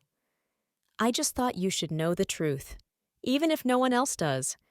After spending time with you here, it just killed me to know you thought I treated your sister so badly. Claire reached out and put her hand on his arm. It sent a shock through his system. Thank you for telling me. I love my sister, but I don't want to be protecting her for the wrong reason. And I have treated you pretty badly. You asked if I could forgive you, but I'm the one who needs to ask for forgiveness. Nah. He waved a hand in the air. I mean, sure, you were awful to me, but you did what you should have done with the information you had. True, but I could have been nicer. Deacon laughed. Nah, that's not your style. Claire swatted his arm. What is that supposed to mean? That I'm not nice? No, just that you want justice. Being nice to someone you think has done wrong doesn't sound like you. She shrugged. I guess that's true. Once I make up my mind, I'm pretty committed. That's not always a bad thing, Deacon said. He wanted to say more. Something inside told him he wished she was on his side. She was someone he'd like to have in his corner, but he told himself not to say that. Instead, he stood and waited for her to do the same. Come on, let's go win this scavenger hunt. Chapter 9. Claire stood in front of the full-length mirror in her room. She wore the knee-length light green dress she had packed for the rehearsal dinner. As she ran her fingers through her curls, hoping to tame them into something decent, she thought about what Deacon had said. She had never doubted her sister's story about the breakup. Maybe she should have with Piper's history of telling tall tales. Piper also liked to play the victim. So why had she believed it with so much passion? Claire couldn't say, except that when it came to her family, she would always be loyal. A sister didn't have to plead her case in front of her family.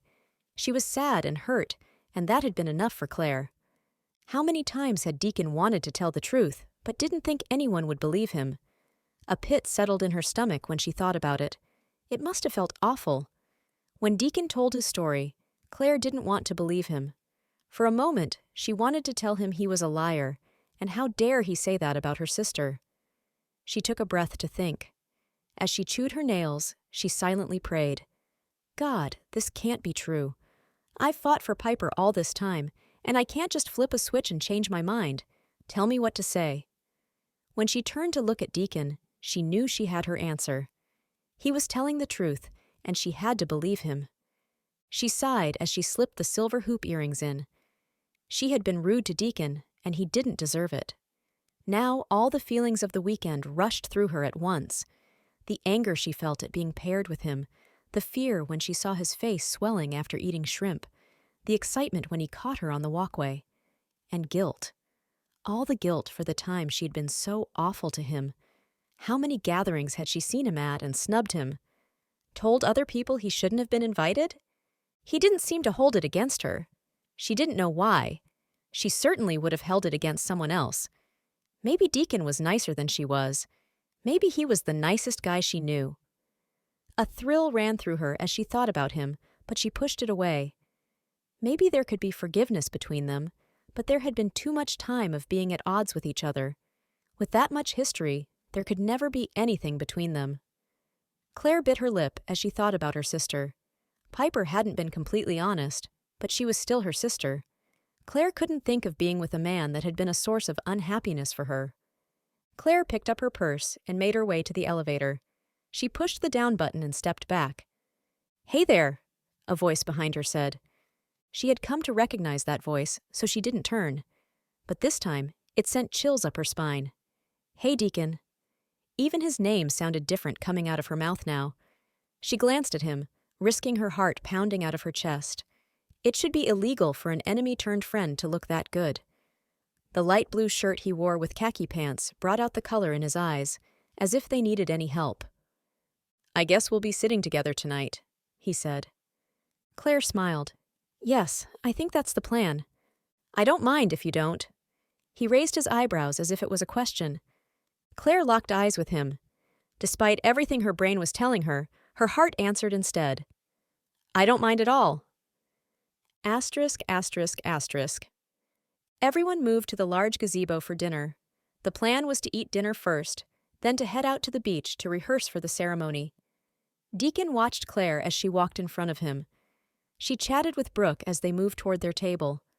Deacon told himself not to think about her. Just because they were trying to move forward from the past didn't mean he could start having feelings for her. She was still his ex-girlfriend's sister, and she had hated him for a long time. All that couldn't disappear overnight, even if he wished it could. Claire seemed to relax more tonight. Brooke had decided to move more than 2 inches from her boyfriend, and surprisingly took the seat next to Claire at dinner. The two women talked about how they would wear their hair for the ceremony, and Brooke asked Claire if she thought she should change her nail polish color. Deacon turned to Owen, thinking it was just as well that Claire was in her own conversation. "What about you, Owen? You planning to change your nail polish color?" Owen laughed, but the women were oblivious to Deacon's joke. "Nah, I think I'll leave it. I didn't even look at my tux. Are we wearing regular ties or bow ties?" "Regular ties," Deacon told him, "but they're pink." "Seriously? Dude." Owen shook his head. "Oh well, it's just too bad we didn't get to go fishing on this trip. When Joel told me it was a beach wedding, I thought we would at least get some fishing out of the deal." Deacon nodded. "I thought Joel mentioned a deep-sea fishing trip for one day."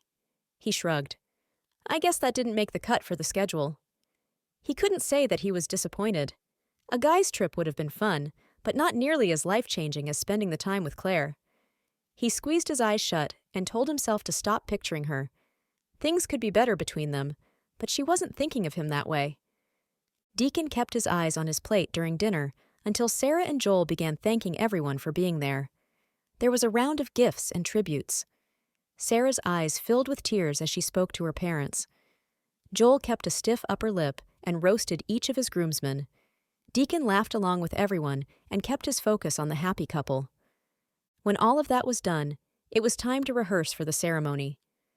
Brooke and Owen walked hand in hand out to the beach in front of him, and Claire fell into step beside him.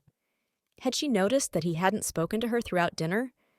She didn't say anything as they made their way to the location for the ceremony. Deacon took a breath and opened his mouth to say something to her, but a booming voice called out above the wind and waves. "Everyone, I need you to gather here and listen to me. I'm Brenda, the wedding director. Sarah and Joel are thrilled you're here for their special day, but now it's time to do what I ask you to do. We'll get along as long as you listen and move quickly." She smiled as if it was a joke, but Deacon was certain it wasn't. "When I call your name, come to me and I'll place you where you'll be standing for the ceremony." In what felt like a matter of minutes, every name had been called, and the wedding party was standing on the beach. Deacon couldn't see Claire from where he stood on the other side. Maybe that was for the best. He hadn't been sure what he wanted to say to her before. This gave him more time to think. They could be friends, couldn't they? He didn't really have friends that were women, but that didn't mean it was impossible. A smile played at his lips as he thought she would probably say being friends with her was dangerous for his health. She might be right. She had almost knocked a glass of water over at dinner, but just managed to save it. If she hadn't, it would have poured straight into his lap. The wedding director was instructing them now on how to meet their partner in the middle and walk up the aisle. When it was his time to move, Deacon put on a smile and walked towards Claire. His friend Claire, he reminded himself. They met in the middle, and she seemed hesitant, but looped her hand through his arm like she was supposed to. It didn't feel like the first night here, where she had scooted her chair away from him in disdain. No, this was different. It was as if she was nervous. What did she have to be nervous about? Deacon covered her hand with his, sending tingles up his arm. "Hey," he said quietly. "Is everything okay?" She nodded, but didn't look at him. "You seem quiet tonight." "Me?" Claire said. She darted her eyes at him. "You're the one who didn't speak at dinner." So she had noticed. "Oh, I was just thinking, I guess." Thinking about what? Could he tell her? He hadn't been that open and honest with someone in a very long time. He was used to getting hurt when he did that. "I was just thinking about us being friends." That was mostly true. "Really?" Claire's eyebrows rose. Deacon nodded. "Yeah, now that you don't hate me anymore." "You want to be friends with me?" "Definitely." Claire tapped her index finger on her lips. "What? You don't want to be friends?" "I was just thinking that people will think it's weird, and my family wouldn't like it." "Oh, that's true. I guess they still won't like me." "Right. And Piper would lose her mind." Deacon chuckled. He could just imagine that. "I'm sure you're right." His heart sank. He knew they couldn't be more, but somehow he was holding out hope. "But we can be friends here. Everyone knows we have to be together here, so maybe that won't seem so strange." "Sure," Deacon nodded. "Let's be friends while we're here. No use worrying about anything more than this weekend." "Right." Claire smiled, and his glimmer of hope returned. Friends for the weekend. That's even better than pretending to get along. Deacon smiled. Asterisk, asterisk, asterisk. Claire liked the idea of being friends with Deacon. It felt strange to admit that, even to herself, but it was true. He was easy to talk to, and nicer than any guy she knew. Sure, she could be friends with him, at least for the weekend at the resort. Back home would be a different story. She might know the truth about Deacon, but no one else did, and she wasn't going to be the one to tell them. They talked through the rest of the rehearsal. Somehow she felt like she could talk to him, and he wouldn't think she was awkward or clumsy. Maybe not caring what he thought for so long had made it easier to be honest with him.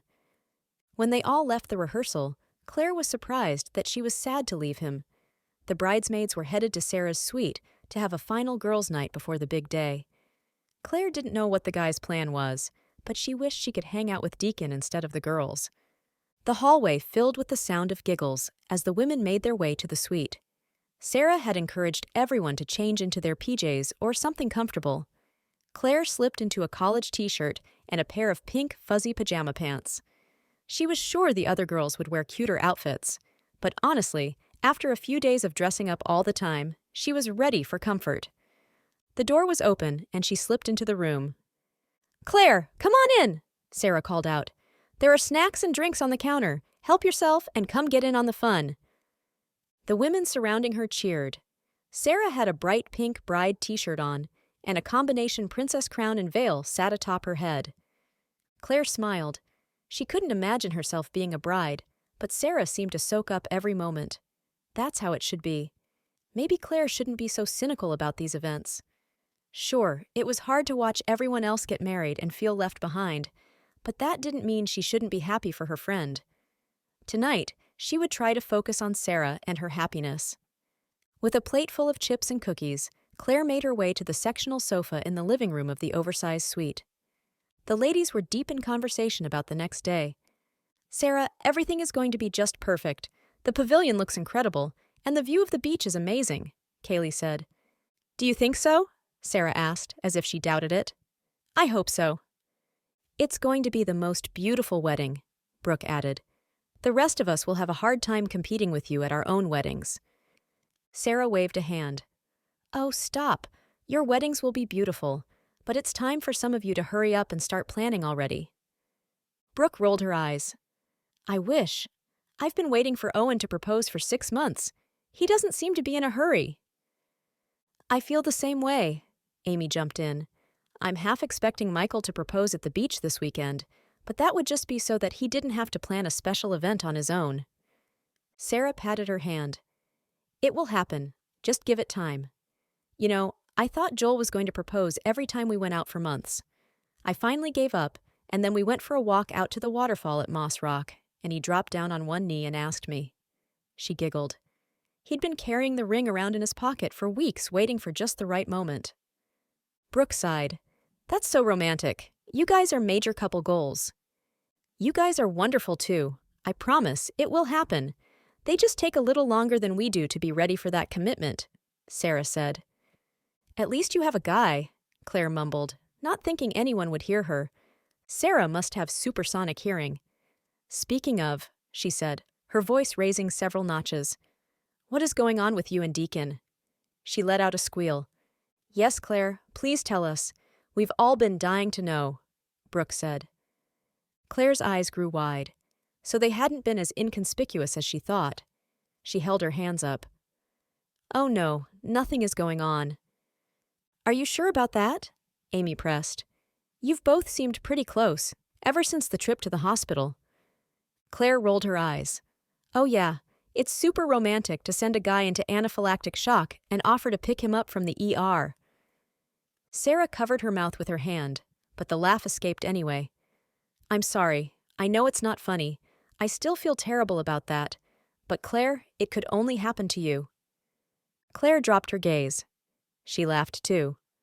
I know, it's true. Still, it's not exactly something I would recommend to try to land a guy.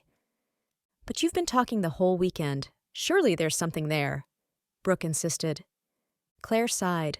For the millionth time, she wondered what it would be like if she'd never known him before this weekend. The girls would be right then. She would be falling for his handsome grin and his charming personality. But she had known him for a long time, and there was too much there to overlook. There's a heavy past there.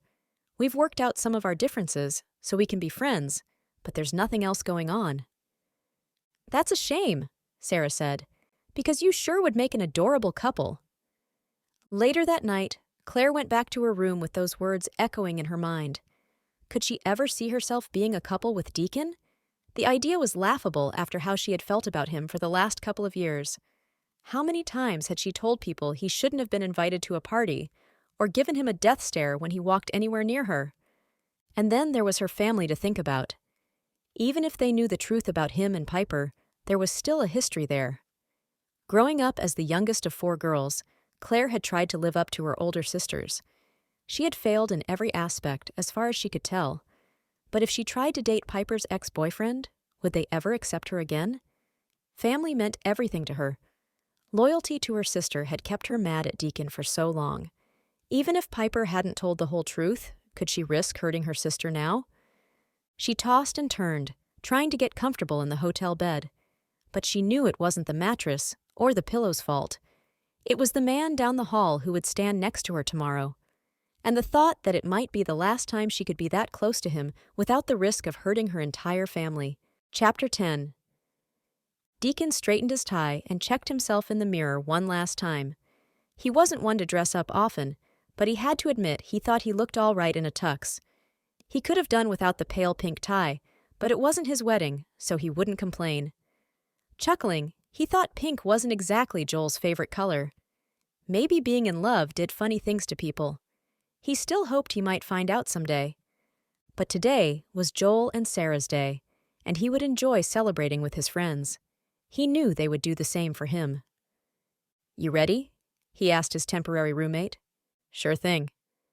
The 2 men made their way downstairs to the outside ceremony. The night before, they had all been told where to stand and practiced walking in and out multiple times.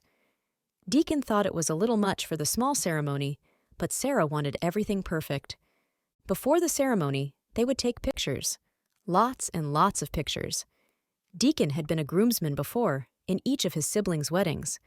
Somehow they managed to come up with more combinations of people and poses every time.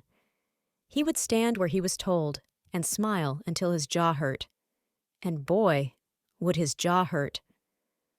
All thoughts of pictures and painful jaws fell away when he heard the door and turned to see her. Claire. The light pink bridesmaid's dress that matched his tie cascaded to the floor, and her curls fell around her shoulders. If he had ever thought of her as anything other than the most beautiful woman he had ever seen, he didn't anymore. She was incredible. Wow. He heard the word escape his lips before he could stop himself. Her eyes met his and twinkled at his compliment. He cleared his throat and attempted to clear his head. "You look beautiful," he said. "Thank you. You look pretty nice yourself." Deacon let his gaze roam from her strawberry blonde hair down to where her gown touched the floor. He stepped closer as if pulled by force. An undeniable urge filled him with the desire to take her in his arms. He stopped inches from her, searching her eyes to see if she felt what he was feeling. She didn't move, didn't blink, or flinch. Deacon took a breath. "Everyone, I need your attention here. Eyes on me." The wedding director burst into the room, her voice booming. Deacon let himself have one more second of staring into Claire's eyes. Then he pulled himself away and turned to the woman demanding their attention. "We are ready to start pictures. Now, we can do this quickly and efficiently, but only if you listen and if you do what you're told. If we ask you to stand or move, please do it quickly. I promise we'll all get through this together." For the next hour and a half, Deacon stood where he was told, smiled, moved, and posed as expected. He even stood with the wedding party on the sand and jumped into the air, as if that was something normal people did.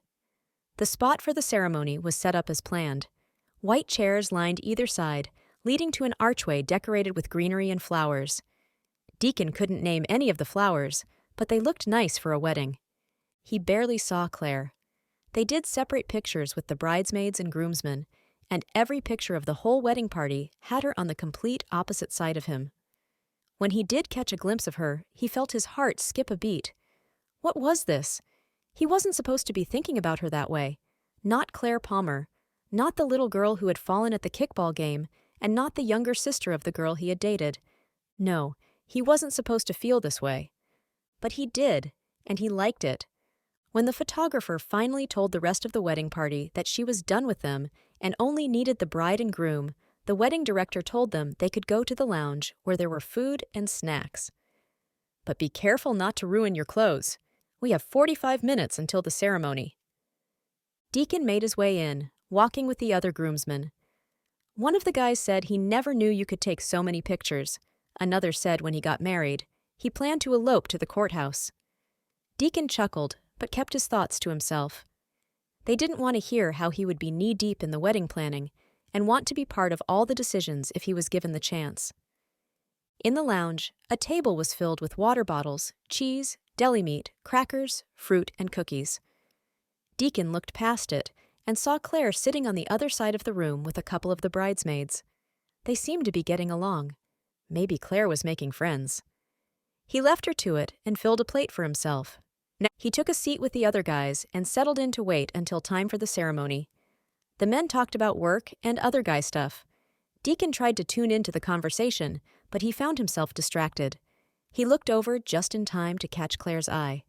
She smiled at him, and even at a distance, he could see the twinkle in her eyes. He decided at that moment that he wouldn't make a scene. He would hang out with the guys. But after the ceremony, he would spend the rest of the evening with Claire. Asterisk, asterisk, asterisk. "It's time, everyone!" The wedding director's voice was more cheery than the drill sergeant tone she had used for pictures.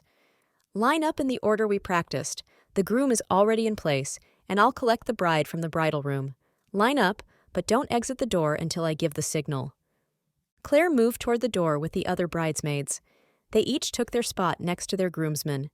Claire moved to the middle to find her spot. "Hello there." Deacon's voice sent a thrill down her spine. She stepped up next to him, and he held out his arm, waiting for her to loop her hand through it. They had practiced last night, and Claire had told herself to be professional. If you could be professional as a bridesmaid. Now, as she laid her hand on his arm, she felt anything but. Could he see how his proximity affected her? Could everyone in the line hear her heart pounding as she linked arms with Deacon Miller? "Ready?" he asked.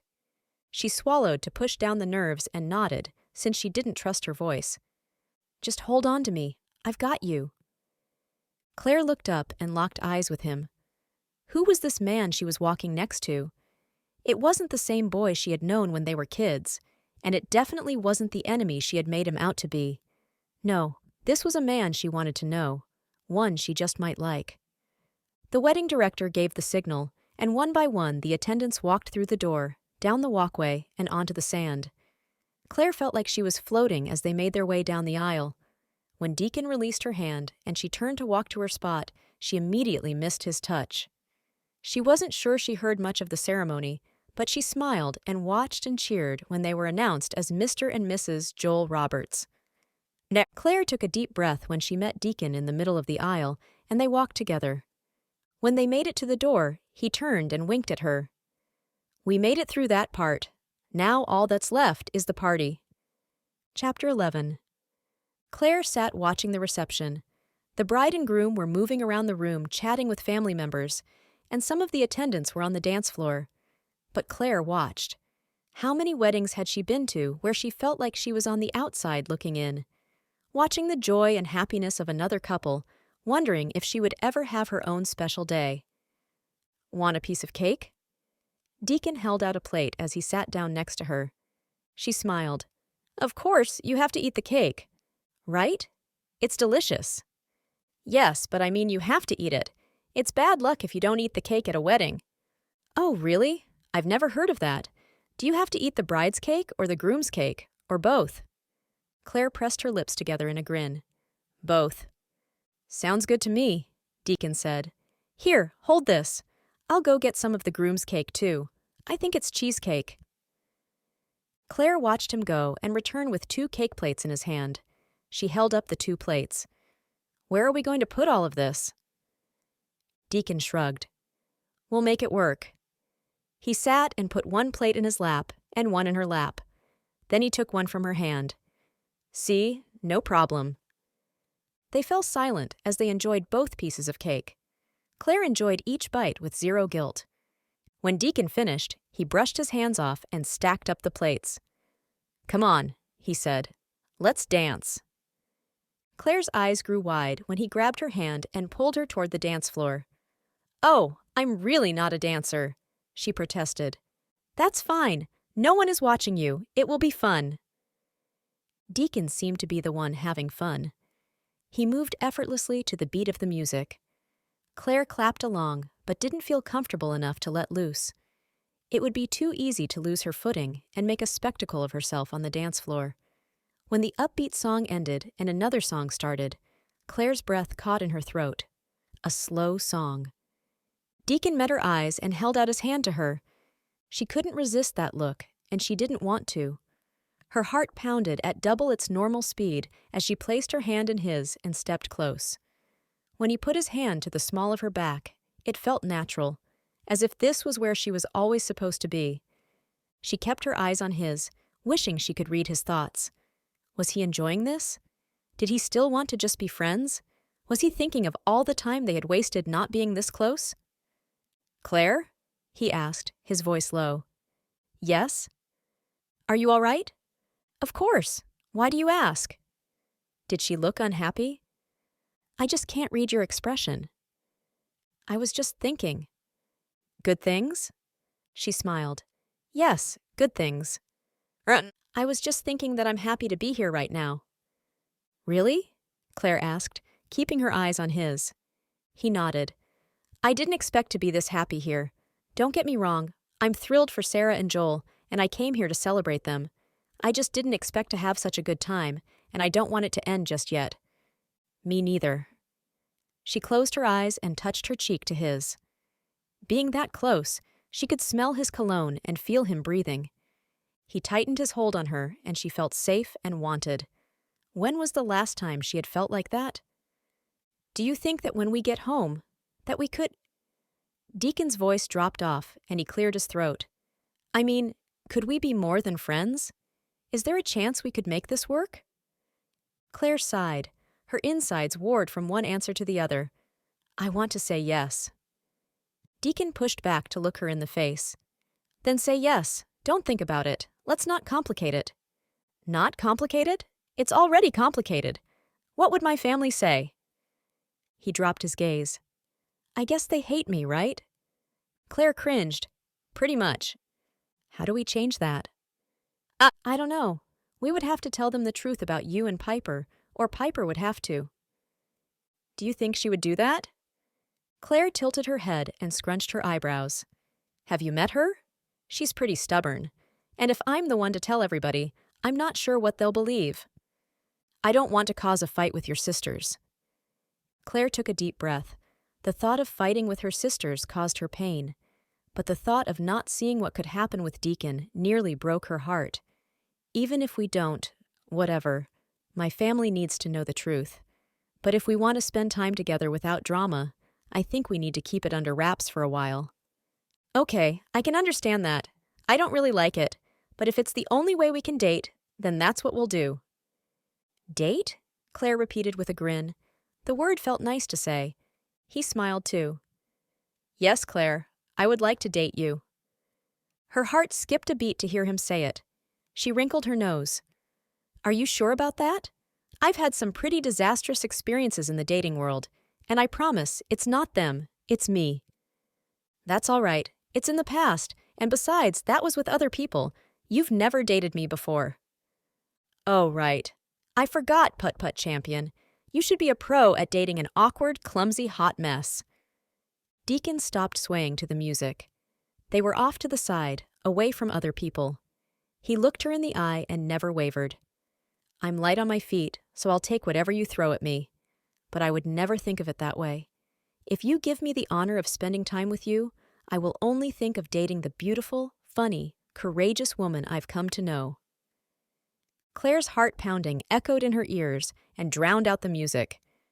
Deacon reached to cup her face in his hands, then he slowly closed the distance between them and pressed his lips to hers. His kiss was gentle and sweet. Claire tingled all the way to her toes. She regretted the moment he pulled back. She tucked her head on his shoulder and wrapped her arms around his neck. I agree with you, she said. About what? I didn't know I would be so happy on this trip. Chapter 12.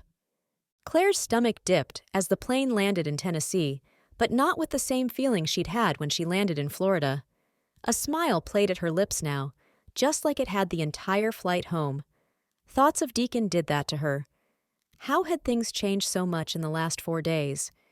If she had known she would feel this way, she would have booked her flight home with the rest of the wedding party. She could have flown back sitting next to Deacon, talking the whole way, maybe even holding hands. But no, everyone would see them then. At the reception, it had still made sense for them to talk and even dance. But now that the wedding events were over and they weren't forced anymore, people would be surprised to see them together. Shocked would be a better word. Claire's stomach twisted for a different reason as she waited for the plane to taxi to the gate. She would have to deal with Piper eventually, and her sister wasn't always easy to talk to. She dropped her head into her hands. Why had she believed Piper so easily when she told the sensational breakup story? And why had she gone to such great lengths to make sure Deacon knew how much she disliked him? Maybe he had forgiven her, but she wasn't sure she was ready to forgive herself. If only she didn't jump in so fast. Her mother always said she should think things through. She also said Claire took everything too personally. Maybe she was right. As the lights came on and she stood to grab her bag from the overhead compartment, Claire thought about Deacon. Was she jumping into something else without thinking about the cost? What would her family say if they found out? What about her sister? She was already the outsider, but what if they never spoke to her again? Was it worth risking those relationships over a guy? She wouldn't think about that now. She wouldn't know if it was worth it unless she gave it a chance. They could keep it quiet for a while until she knew was sure. Then if things worked out, they could tell everyone. That made sense, didn't it? Claire didn't know for sure what she was getting into, but she knew she was ready to find out. Asterisk, asterisk, asterisk. Deacon checked his watch again. He had already checked the flight status 10 times. Claire's flight had landed on time, and she should be here any minute. They had to be more careful now that they were back in Twin Creeks, Tennessee, so he waited in the parking deck for her to let him know she was waiting outside the airport. His flight had arrived earlier that morning, and he had already been home. When he found out Claire needed a ride from the airport, he volunteered immediately. He tried to convince her to change her flight to travel back with him, but the flight was sold out. Might be just as well. He never would have been able to hide how he felt about her from the other friends traveling with them. Now he couldn't wait to see her again. When the text came through to let him know she was waiting, he smiled as he immediately put the car in gear. A few minutes later, he eased up to the drop-off and pick-up area. There she was. She wore the same dark skinny jeans and pale pink top that he'd seen her in that morning. Somehow she looked different. One thing wasn't different, and that was the way his heart flipped at the sight of her. Would things be different now that they were home? He felt sure they would be, but would that difference be good or bad? She ran to the passenger side and opened the door. When Deacon saw her smile, he was sure that it would all be good changes. "Hi," she said as she slid into the seat. "Hey," he said, giving her a confused look. Did you forget something?" She lowered her eyebrows and looked left to right. "What?" "Your suitcase?" Claire smacked her forehead with her palm. "Oh my gosh, be right back." She climbed out and ran back to the sidewalk where her suitcase stood all by itself. Deacon laughed as he watched her grab it and run back to the car. She placed it in the back seat before climbing back into the front. "Sorry, I guess I was a little excited." Deacon grinned. "Me too. Come on, let's get you home." Claire pointed out directions to her apartment as Deacon drove. A mixture of excitement and nerves ran through him as they neared her street. Did she want him to come in or drop her at the door? She was smiling and talking, but was she as nervous as he was? When he parked in the driveway, he stepped out and pulled her suitcase from the back seat. He followed her up the sidewalk to the apartment. Claire opened the door and walked through, so he followed her. "Sorry the place is a mess. I didn't really clean up before I left." Deacon set the suitcase on the floor and glanced around the room. He wasn't the cleanest person, but she was right. She must have packed in a rush and left the rest out. A basket of laundry sat on the couch, and a number of books and papers were stacked on the coffee table. He grinned. He hadn't imaged it, but if he had, this is what he would have thought Claire's apartment looked like. "No worries," he said. "Feel free to have a seat. Do you need anything? Something to drink? I have water and water." Deacon held a hand up. "No, I'm good." He sat on the couch and waited for her to stop pacing the room. "Of course, when I say water, I just mean tap water. I'm not a fancy water bottle kind of girl." So she was nervous too. Deacon smiled. "I'm fine. Come sit down.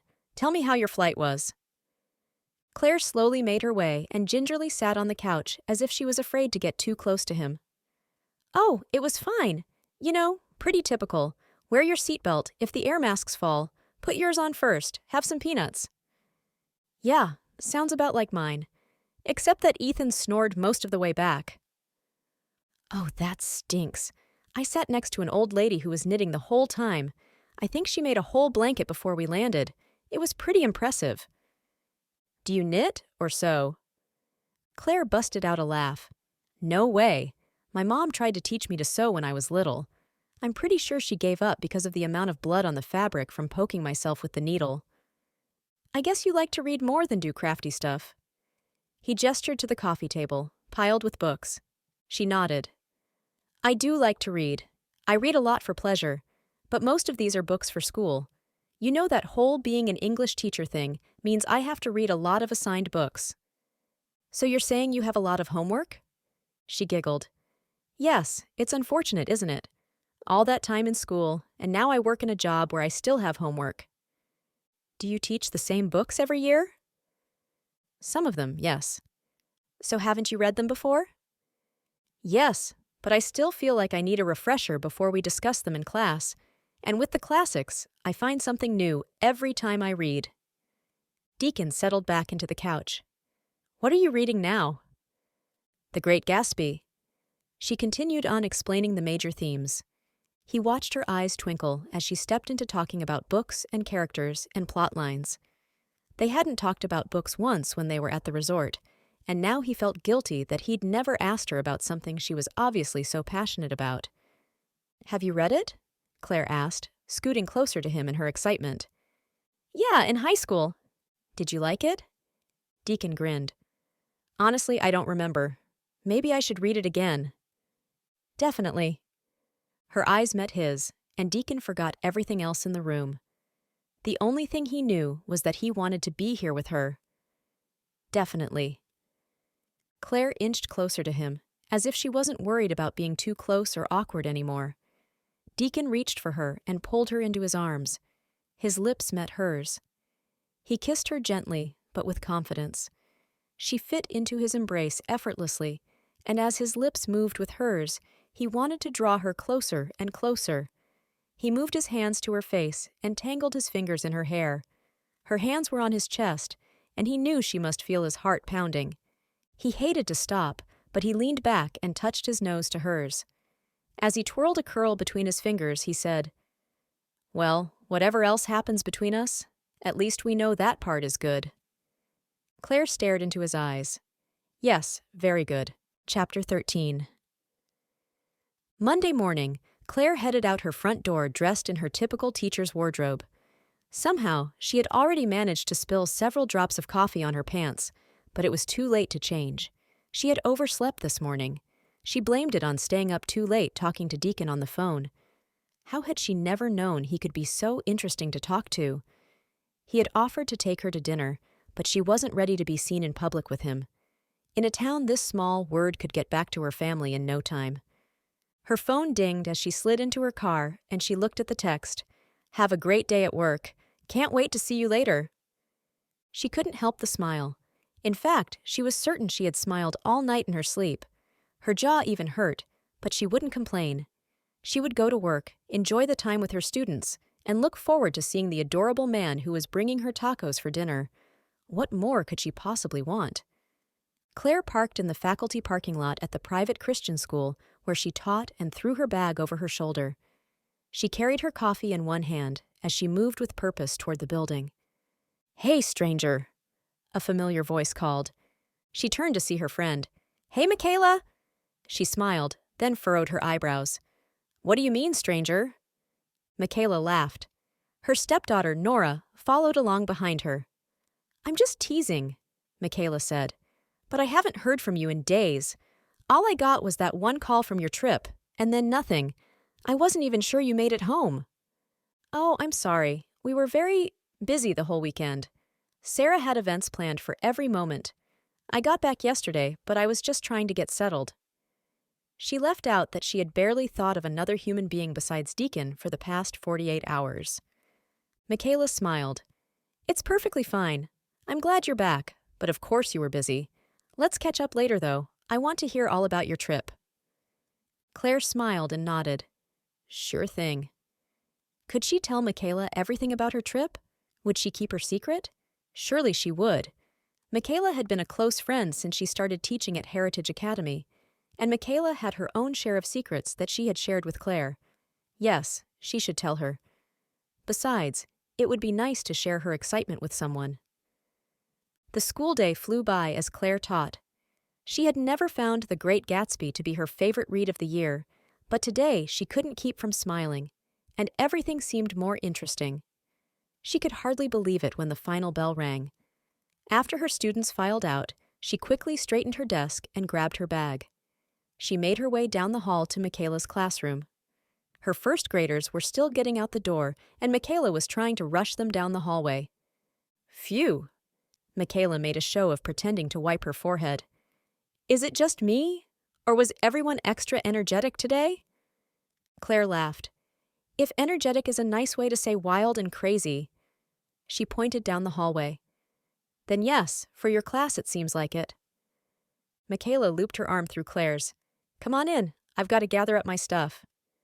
Claire followed her in, twisting a piece of her hair. Where's Nora? She's going home with Josie for the afternoon. Ryan will pick her up later, so I have a couple of hours free. Want to grab coffee and chat? Absolutely. The women made small talk as Michaela straightened up, and they headed for their cars.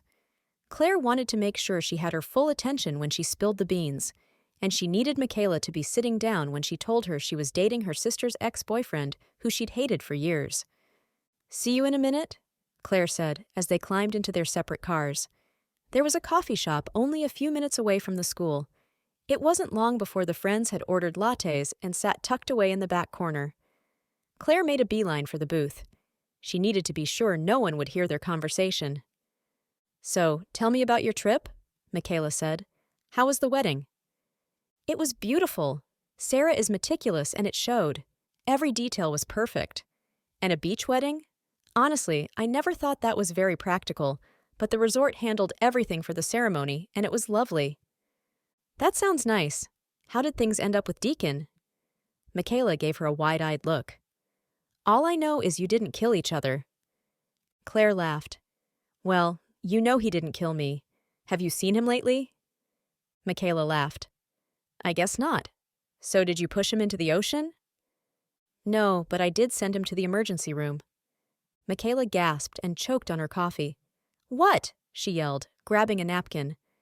Claire laughed as she recounted the story. "So you didn't do it on purpose?" Michaela asked. "No, of course not. I didn't know he had an allergy."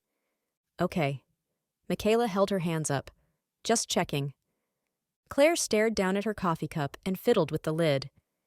"Actually, it wasn't so bad, really. I mean, I hated it at first, but we got to talk things out since we spent so much time together." She looked up at her friend. "I don't think about him the same way now." Michaela's eyes grew wide as she gasped again. She reached out and pulled on Claire's hand. "You don't mean... Are you saying you... like him?" "Shh." Claire put her finger to her lips. "I don't want the whole place to know. But the story I've always heard about him and the way he treated my sister, it just isn't true. He told me what really happened, and I believe him. Mac, he's a really nice guy. I feel terrible that I've been awful to him for so long." Michaela squealed. "I can't believe this! So what now? Are you two dating?" "Shh," Claire repeated. "It's all new, and we want to keep it quiet for now. If my family knew, they would have a fit. But yes, we're seeing each other a lot." "Oh my goodness, I'm so excited." Michaela finally lowered her voice. "Are you seeing him tonight?" Claire felt her face flush pink as her grin grew. "Yes, he's coming over after work." Michaela's mouth dropped open. "Then what are you doing here with me? You should get home." "It's fine. He doesn't get off until 5, and he works in downtown Bentonville, so it will take 30 or 45 minutes to get there." "Oh, that's right. I forgot he works there. Then tell me more. How did this all happen?" Claire spent the next 20 minutes telling Michaela the events of the weekend. "When we danced after the wedding, it was just like I knew there was something between us. I've stayed far away from him for so long, and now there's something so undeniable there." Michaela gave a happy sigh as she dropped her chin into her hand. "I think that's so wonderful. Your own love story, so surprising and out of nowhere." "I wouldn't say love story just yet, but it's definitely a happy surprise." She laughed. "Maybe shock is a better word." Michaela giggled too. "I never would have expected to meet my husband when he walked into my classroom as a parent, but God does have a funny way of turning those surprises into happily ever after." Now it was Claire's turn to sigh. "Happily ever after with Deacon sounds pretty good to me." Chapter 14. Deacon stood at Claire's door, reaching to ring the doorbell while balancing the takeout containers in his hand. Before he could press the button, the door swung open. "Hi!" Claire's voice was cheerful, and she reached out and practically dragged him in. "I saw you pull up. Here, let me help." She lifted the top container off. Deacon had to grab the one she left before it toppled out of his hand. "Oh, whoops, sorry. That was a close one." Deacon grinned. "I'm learning I have to move quickly around you, always ready for anything." Claire frowned. "It's fine, I'm just joking." He leaned forward to kiss her forehead. "Besides, I'm getting good at it." She smiled then. "Come on in. I've got plates and cups set up on the kitchen table. We can still eat our takeout on real dishes." "Are you sure? I don't mind eating from the container. Then there won't be any dishes later. She held up her hand. No, no. If we're going to date with takeout, we can at least eat on dishes. Deacon shrugged as he followed her into the kitchen. I would have taken you out to dinner if you would let me. Claire sighed as she took a seat. I know, and I appreciate that, but I'm more comfortable with this for now. Deacon lowered his eyebrows. Is this a trial run? Are you trying to decide if you like me enough to tell your family? She shrugged. I just think we should give it some time. Okay, I'm willing to keep it a secret if that's what you want, but just know that I'm ready to eat out in public whenever you are. Claire lifted her fork in the air in a salute. Noted. Deacon passed her the food container, and she made a show of scraping the food out on her plate. See? Isn't this better? Deacon laughed. If you say so. He followed suit and put his own food on the plate in front of him. There, now we're set. Do you mind if we pray first? Deacon asked. Of course. He reached for her hand, and she slipped it into his. He closed his eyes as he prayed. Dear God, thank you for tonight. Thank you for Claire, and the way you've brought us together. Be with us tonight and bless our time here. Amen. Amen, Claire whispered.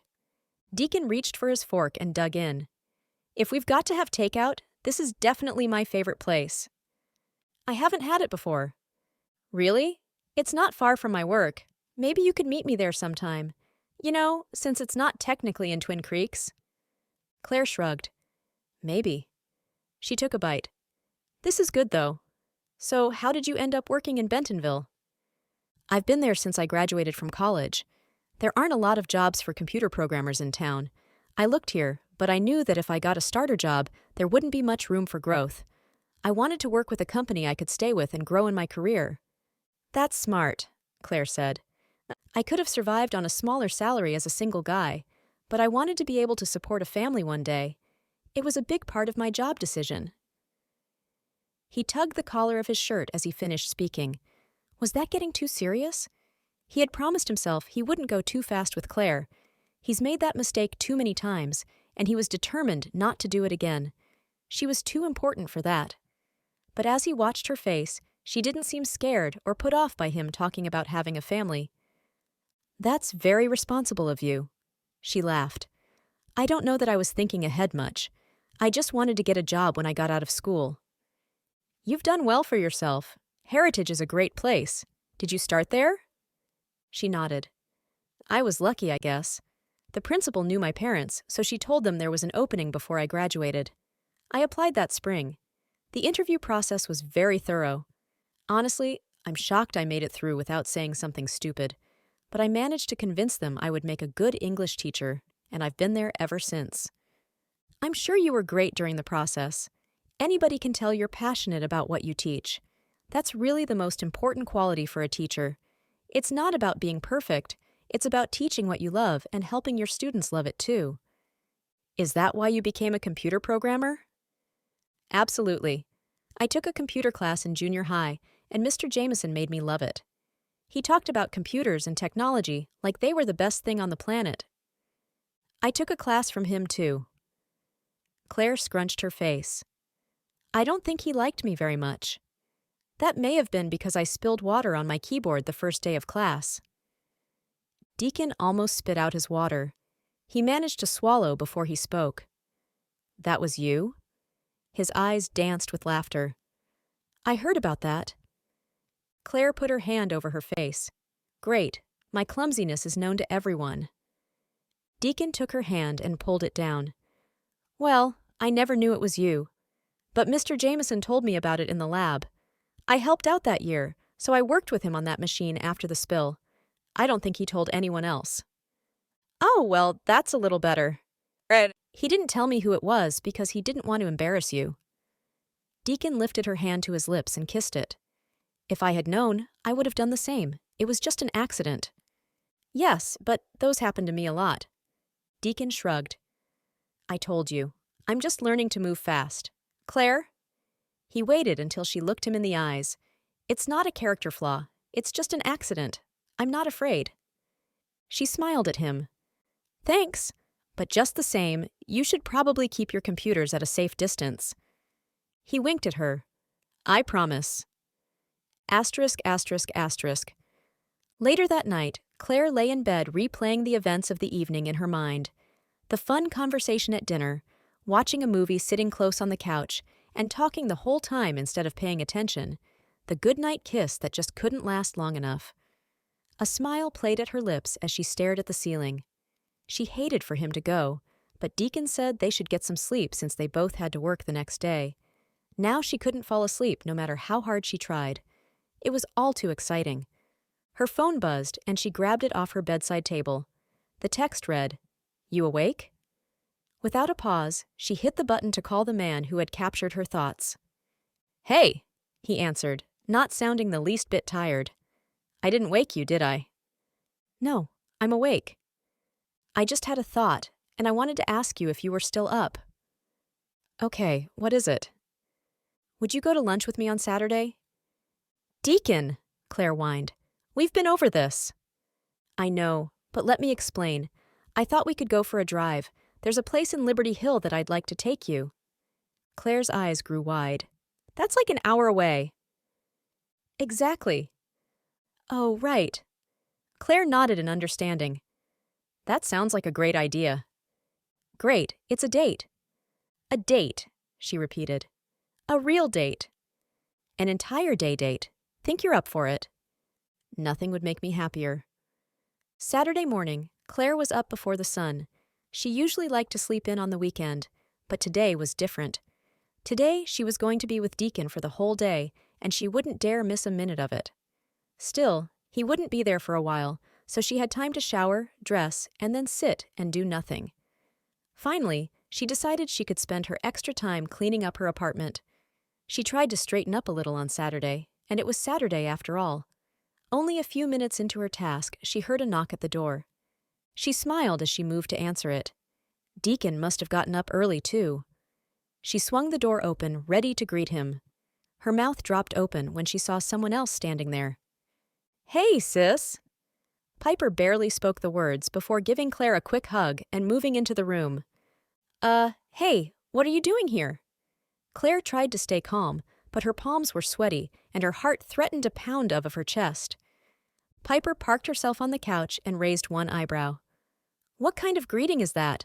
Can't a girl stop by to see her little sister? Especially when I haven't seen you in weeks?" "Oh, sure. Of course, you're welcome anytime. I'm just surprised. You don't usually come by unannounced." "Well, I was in the area and thought I would swing by. I went for breakfast at Bertie's Bakery.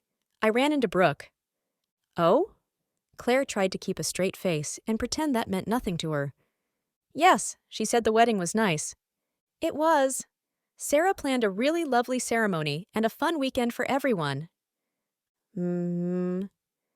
Piper gave her a look like she knew there was something Claire wasn't saying. "So, how have you been? How's work?" "Oh, everything's fine. Same old, really. Anything new with you?" Claire pressed her lips together and shrugged. "Nope, just work this week, settling back in after being gone." "That's nice that you got a vacation."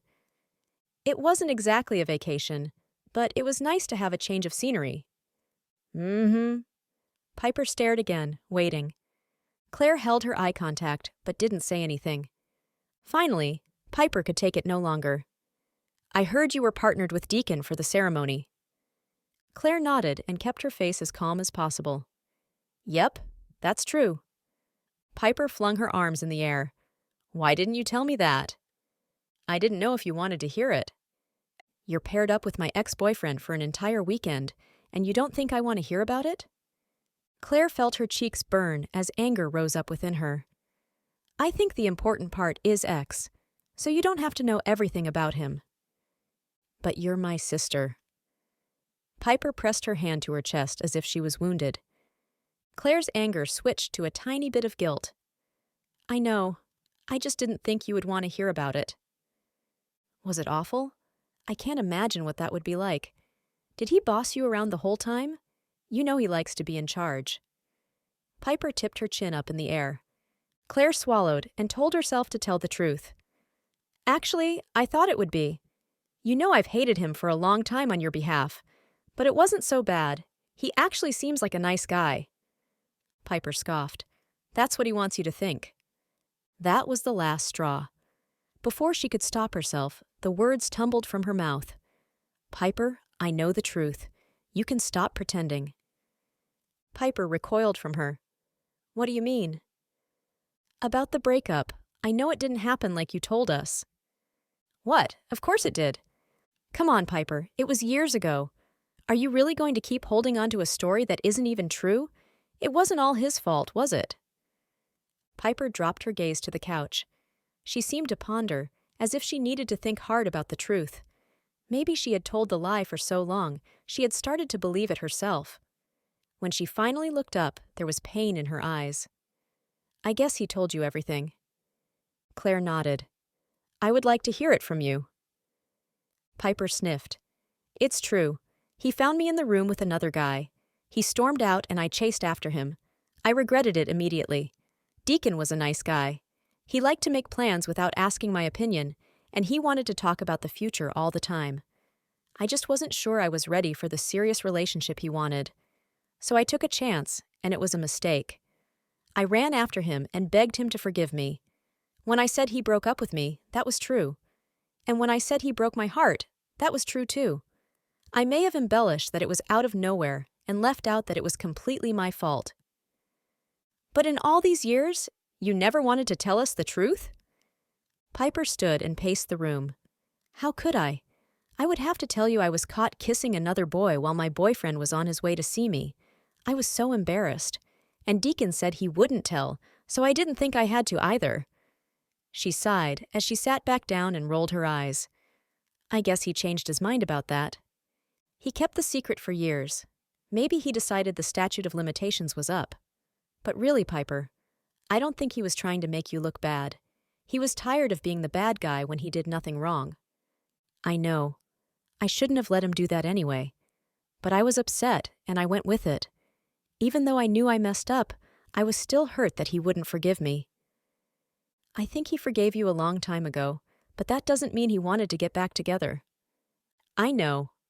Piper sighed. Anyway, I'm sorry that I didn't tell you the whole truth. Claire put an arm around her sister. I understand, and I forgive you too. Thanks, little sis. Piper took a deep breath and blew it out. I certainly didn't know I was going to say all that when I came here today. I guess I thought you might find out someday. I thought I would be mad at Deacon, but I actually feel relieved. It doesn't matter now anyway. I've moved on, and so has he. That was a different part of my life, and it's over. She stood and hugged Claire. Thanks for being so understanding. Claire's eyes were wide-eyed. She could never have imagined this scene happening in reality. You're welcome. I'll let you get back to your day. See you tomorrow at church. See ya. Piper made her way to the door and opened it. She turned and waved before she walked through and closed the door behind her. Claire collapsed on the couch. What in the world had just happened? That was the last thing she would have ever expected. Her heart was still pounding in confusion when she heard another knock. She slowly rose and made her way to answer it. Hey, Deacon said, stepping inside. Hey! Claire gasped as she realized Piper might have seen him. She yanked the door open and looked down the street. Did Piper pass you? Piper? Where? Deacon stepped behind her and peered over her shoulder. She was just here. She left right before you. I can't believe it. She could have seen you pull into the driveway. Claire turned to look at him as she closed the door behind her. He shook his head. I don't think she did. I didn't see her. Or maybe I did, but it wasn't close to your driveway. Claire dropped back down on the couch and dropped her face in her hands. Deacon sat next to her and put an arm around her. What was she here for? Did you tell her about us? Claire snapped her head up. No, but she asked how the wedding weekend was, and she knew I had been with you the whole time. I told her you were a nice guy. Deacon grinned and kissed her cheek. Well, thanks for that boost of confidence. Claire smiled, the tension fading a bit. I didn't tell her about us, but I told her I knew the truth about her breakup, and she admitted it and apologized. I never thought that would happen. Wow, that's good though. Maybe it means you can tell your family now. Deacon's eyes were hopeful. She reached out and squeezed his hand. Not yet. She needs to tell them all the truth. They need to know you're a good guy. Even if we aren't together, she needs to clear your name. We should wait for her to do that. Deacon sighed. Okay, let's not worry about that anymore today. He jumped up, switching gears. Are you ready to go on our adventure? Definitely. She could clear her head on the ride and stop thinking about her sister. Let's do it. Don't you need shoes? Deacon pointed to the socks she wore. Oh, right. She turned to grab her tennis shoes from beside the couch. Do I need to bring anything else? Water bottles? Snacks? Deacon took her hand and pulled her into his arms. I've got it all taken care of, but there is one thing we need before we leave. Claire wrapped her arms around his waist and gazed into his eyes. What's that? Deacon closed the distance and pressed his lips to hers. Claire melted into him as she lingered in the kiss. He smiled as he looked her in the eyes. Now we're ready to go. Claire followed him out the door and to the car. Her mind cleared of everything but Deacon and his arms around her, and the most perfect kiss she had ever known. Chapter 15. Deacon could have driven all day and never tired of sitting next to Claire with her hand in his. She fit so perfectly there.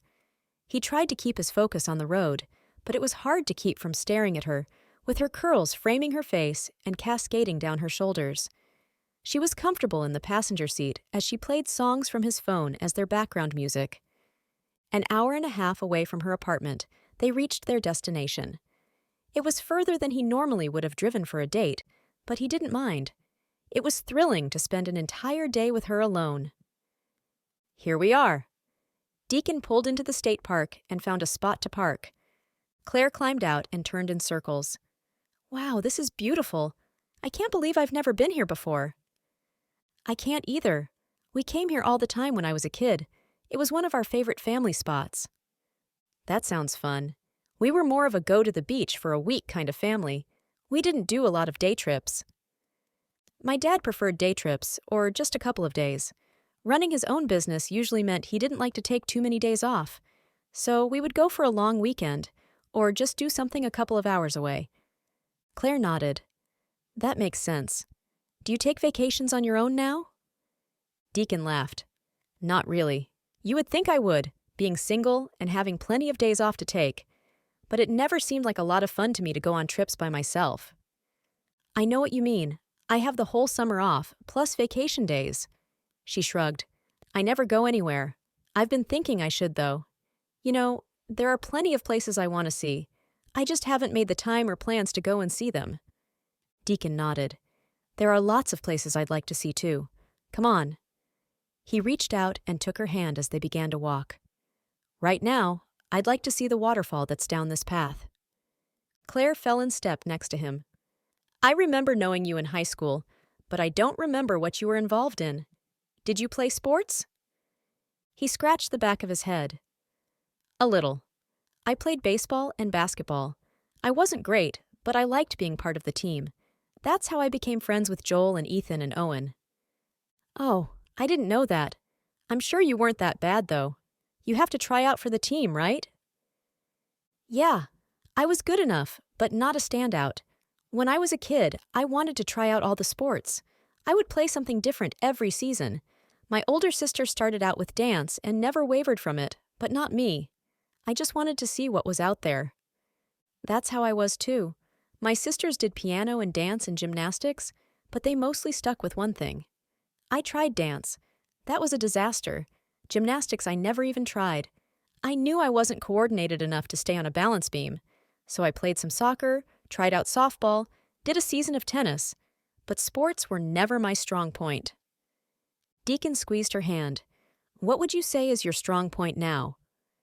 Claire took a deep breath and released it.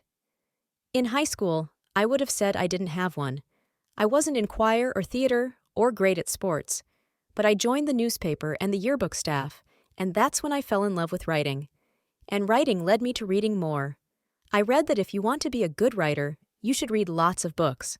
So I started reading everything I could get my hands on. Classic literature, contemporary books, magazines, newspapers, blogs. I was happy to sit in my room and read all the time. So you wanted to be a writer? Claire shrugged as if she wouldn't admit that.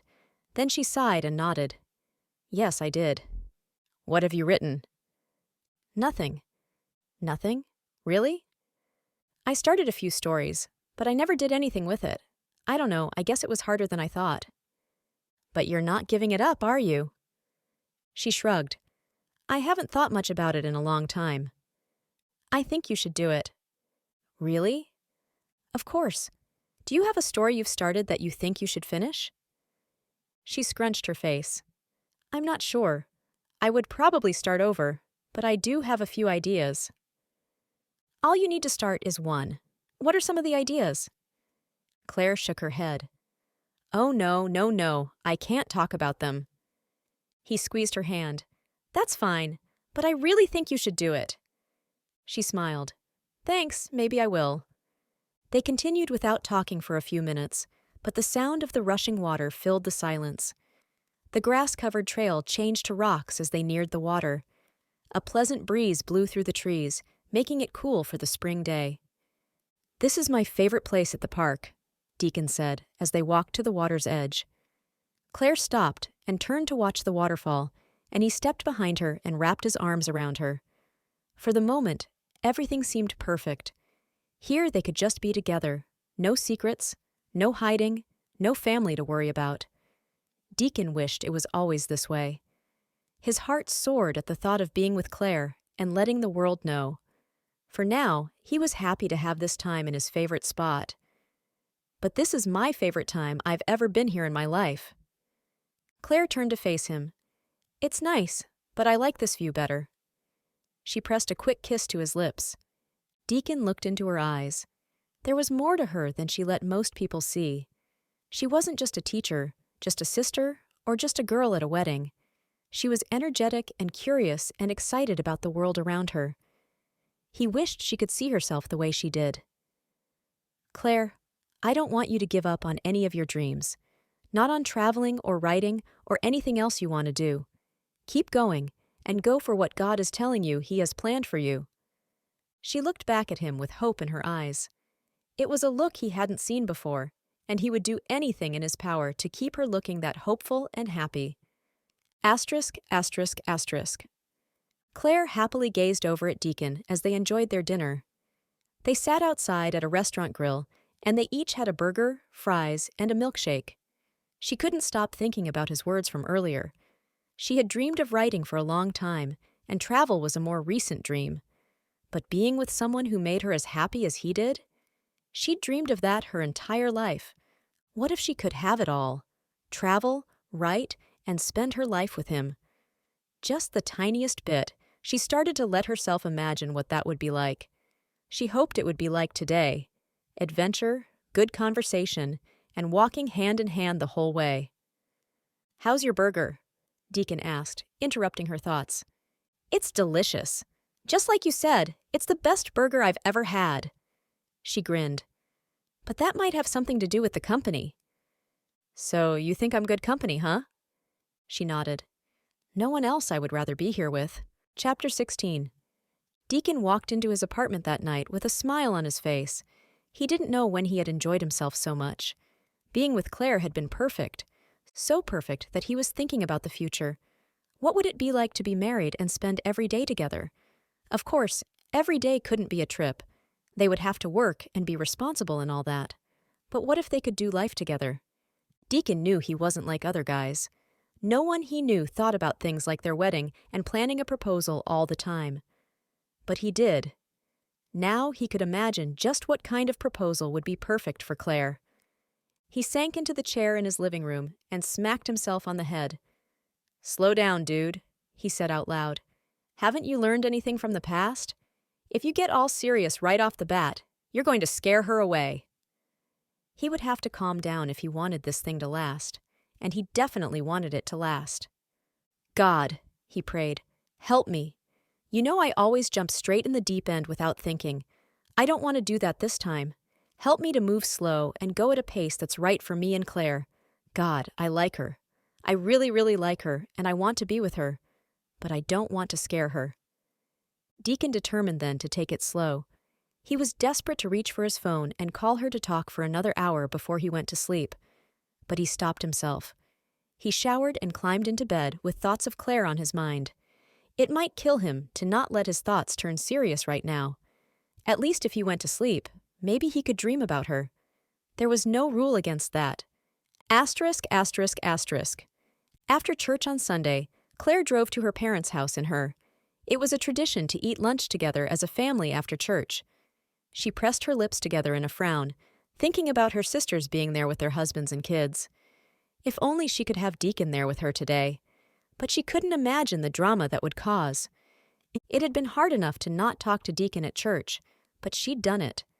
Now she whispered a prayer that Piper would admit the whole story to her family. Then they would be one step closer to being able to date in public. Claire could just imagine walking around town on Deacon's arm, sitting by him in church, and even having him with her at family dinners. Maybe, just maybe, her dreams of being in a real relationship were finally coming true. But not yet, she reminded herself as she pulled into the driveway. She was the last one to arrive, as usual. Somehow, she always had to stop for gas, or created some minor emergency on her way there. Her sisters would probably be happy to point it out today. Her heels clicked across the hardwood floor as she made her way through the living room into the kitchen. "There you are," Haley called out from her place at the counter. She held a mixing bowl and wore an apron over her perfectly pressed outfit. Claire knew it wasn't likely she needed the apron. She wasn't going to dump the entire bowl on herself like Claire would. "What kept you this time?" Claire took a deep breath. Nothing. She didn't need to tell them she dropped her purse and spilled the contents in the hallway of the church. Just got stuck at church a little longer. "Mom's got the dishes on the table. We're just putting drinks out if you want to help with that." "Sure." It had been a long time since Claire had been asked to help with anything more than carrying a dish to the table, and even that was iffy. She was used to being the target of her sister's teasing. She moved to the counter and carried 2 cups at a time to the oversized dining room table. A short while later, the family was seated all together. Kids were interspersed between adults to help with crowd control. Claire's dad sat at the head of the table next to her mom. He asked everyone to bow their heads as he prayed for the meal. When amens echoed around the table, everyone began passing dishes and adding food to plates. Mom started up the conversation. "Haley, tell everyone about Kyle's promotion." Haley beamed. "I think you just gave it away, but Kyle has been promoted at work to senior manager over the entire department." Cheers rang out around the table. "Congrats, man," Maggie's husband Todd said, clapping a hand on Kyle's shoulder. "Yes, congratulations," Dad said. "We're very proud of your hard work there. They have a wonderful asset in you." "Thanks," Kyle said. Maggie cleared her throat. "We have a piece of news, too. That house we put a bid on?" She paused for dramatic effect. "We got it! We signed the contract." "Maggie!" Mom looked like she might cry. "That's wonderful news. Oh, you'll be even closer to us then." Maggie nodded. "We're thrilled." She reached for her husband's hand and gave it a squeeze. Claire stared at her plate. Nothing had changed in her life in a very long time. Every Sunday, the sisters shared about their weeks and their exciting news. Claire barely added to the conversation. She noticed that Piper had been especially quiet since she arrived. She looked at her now, and Piper made eye contact. When Claire raised her eyebrows and tilted her head, Piper looked away. No, Claire wouldn't bring up the painful past in the middle of happy news time. But maybe there would be time later. The rest of the meal was filled with chatter. Maggie and Mom talked about what she would do with each room in the new house, and Haley told about her kids' progress in school and activities. When the table had been cleared, and they all moved into the living room, Claire found herself next to Piper. There was a lull in the conversation, and Claire nudged her sister. "Piper, anything new with you? Something you want to share with everyone?" Piper's eyes widened in a panicked look. "No," she said quickly. "Not much going on with me this week." "Claire, how did the wedding go?" Mom asked. Claire had so much to say, but she knew she couldn't. "It was great. Sarah was a beautiful bride. I was a little hesitant about it, since we haven't been close in a long time, but it was wonderful, and I'm so glad I was there." That's great. She was such a sweet girl. I'm glad to know she's happy and married. Claire knew her mom meant well, but it still felt like she was pointing out that Claire wasn't married, and maybe wasn't happy. She wished she could tell them she was happy. But Piper was putting a damper on that. Was she crazy to think that Piper would ever tell them? Claire didn't want to stir up trouble, and she certainly didn't want them to think she was the bad guy for outing her sister. But how long could she let this go on? She sighed and leaned her head back on the couch as the conversation moved to something else. Thoughts of Deacon swirled in her mind, and she whispered a prayer that somehow, someday, he could be here with her. Asterisk, asterisk, asterisk. Monday morning. Claire was up early, once again. What was it about thinking about Deacon that woke her up with the sun? Whatever it was, she felt ready to face the day. She checked her phone for the 100th time since she'd woken up to see if she had a text from him. Yesterday at church had been awkward. They had attended the same church for most of their lives. Seeing him sitting across the way but trying to hide that she noticed him at all was terrible. Claire sat with her family, her parents at the end, and her row of sisters with their husbands and boyfriends in between. Claire was on the far side closest to the wall, which put her as far as possible from Deacon, but also gave her a perfect view of him sitting in the third row. Goodness, did he look good in that button-down shirt? She hoped he would come over that afternoon so she could tell him how much she liked it. But when she texted to ask, he said he had some things to catch up with around his apartment. Claire wished she could say she was only a little disappointed. The truth was, she pouted for most of the day. Now, as she sipped her coffee, she reread the few texts he'd sent. She'd heard nothing from him during the afternoon, but texted while she was watching a movie and folding laundry that evening. His only response was, "Hope you had a good day. Headed to bed soon. Talk to you tomorrow." Claire sighed as she looked at it again. Had he really been that busy? Or did he not want to talk to her? Saturday had been perfect, at least she thought so. She'd come home thinking about plans for the next weekend, and the next, and the next.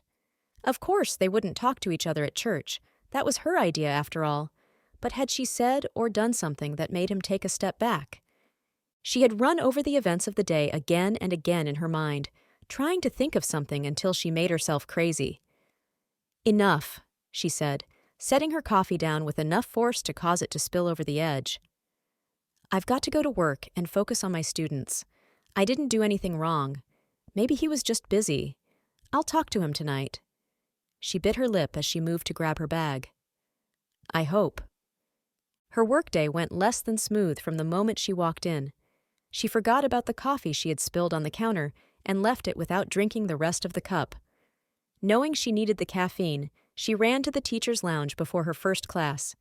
Literally ran. Then, as she ran back, she collided with a student and spilled the coffee all over herself. Thankfully, only herself and not the student. So with brown coffee stains on her light pink button-down shirt, she proceeded to teach her first class.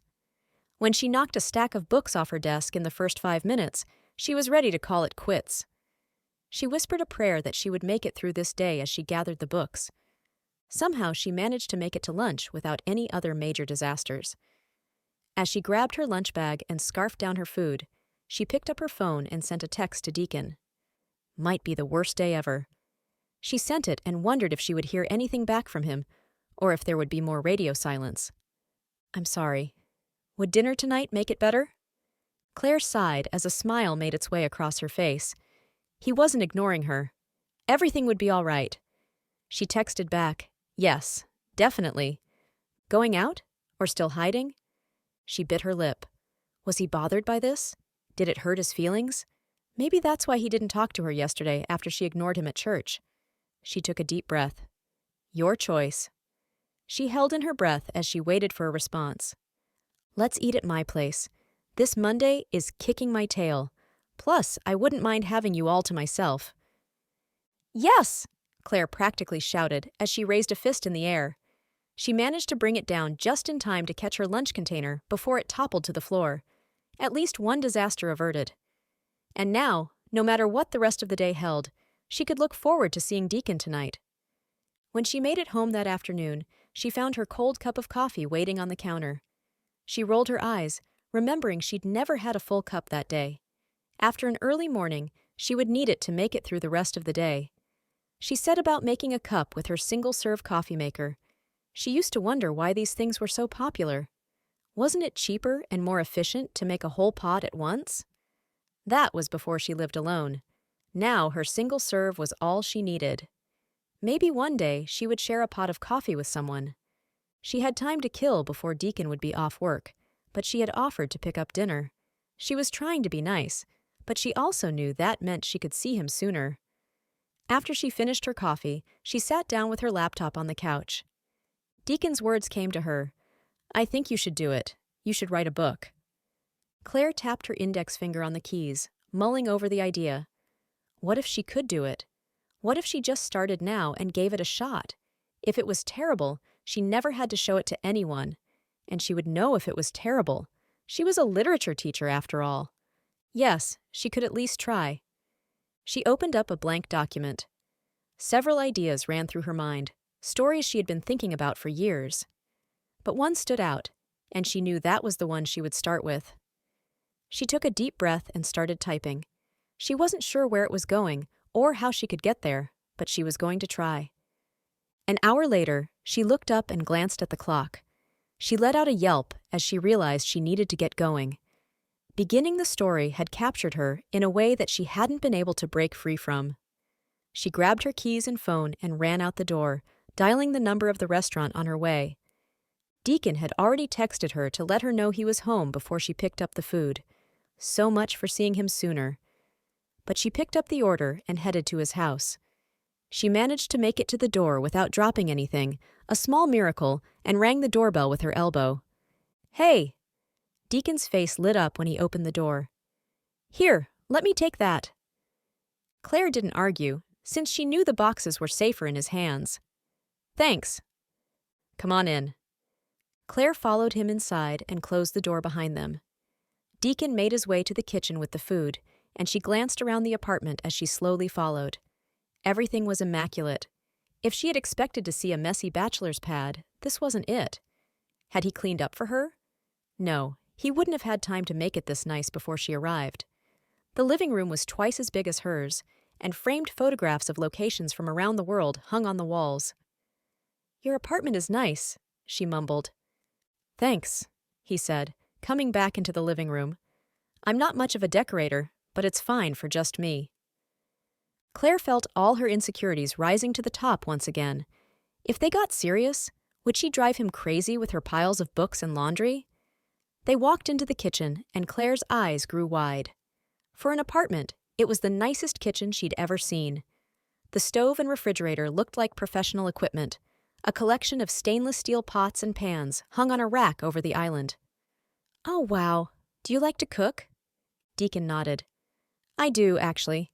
I never thought I would cook as much as I do, but since it's been just me, I can experiment and try out new things, and if they're terrible, I'm the only one who suffers." "I had no idea. I feel a little silly bringing in boxes of takeout lasagna." "No way." He pulled her close and kissed her. "I love lasagna. Plus now we can just eat. I'm starving." He kissed her again. "But sometime I'd love to cook dinner for you." "Really?" "Absolutely." "I wouldn't be much help. Most meals I cook have less than 5 ingredients." Deacon laughed. "That's fine. I can show you what I know. That's not a whole lot either, but I try to teach myself new things." Claire nodded. How would she compare to a man like that?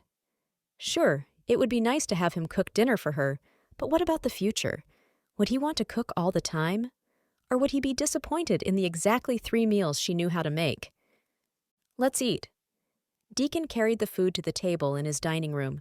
Claire didn't even have a dining room, or a table this nice either. The table in her kitchen came from a garage sale. She had always liked it, but compared to this table that looked to be made of solid wood, her table looked old and sad. She swallowed and told herself that Deacon wasn't dating her for her kitchen table, but it was hard to imagine a future with someone whose life looked so different from hers. So put together. "Tell me about your might-be-worst day ever." Claire smiled, shaking off her doubts for now. "It's looking better now, but this morning was a doozy." She recounted the events of the day with a flourish. waving her arms as she described the spilled coffee and dropped books. Deacon reached for her hand. "I'm sorry. That sounds like a rough morning, but we all have those. It's just a Monday." Claire waved her other hand in the air. "I know, it's over now. How was your day?" She loved how normal it felt to ask about each other's day, like they were a real couple who sat down at this dinner table every night. She liked the sound of that. "I had a pretty uneventful day. I'm between projects, so I'm just catching up on some bugs in our data entry software and helping another programmer work through some issues he's been having." Claire nodded. "I would ask what kind of issues, but then I wouldn't have a clue what you were talking about." Deacon smiled. "Basically, he wrote a program, and part of the code isn't working like it should. So it's like somewhere in the line there's a breakdown where the code should tell the program to do one thing, but it's stepping to the right instead of the left. And that makes the whole thing not work correctly?" "Exactly, but he can't pinpoint where the problem is. He's been pretty frustrated about it, and he's against a deadline now, so I'm just trying to help out." "That's nice of you." Claire couldn't help thinking that was because he was a nice guy. Funny how her opinion of him had changed in such a short time. If only she hadn't been holding a grudge for so long, maybe she could have figured that out a long time ago. Except that she still couldn't have looked at him the same way. He had dated her sister. Her stomach twisted at the reminder. Was she really doing this? How could she be sitting here laughing and talking and thinking about a future with a man who had dated her sister?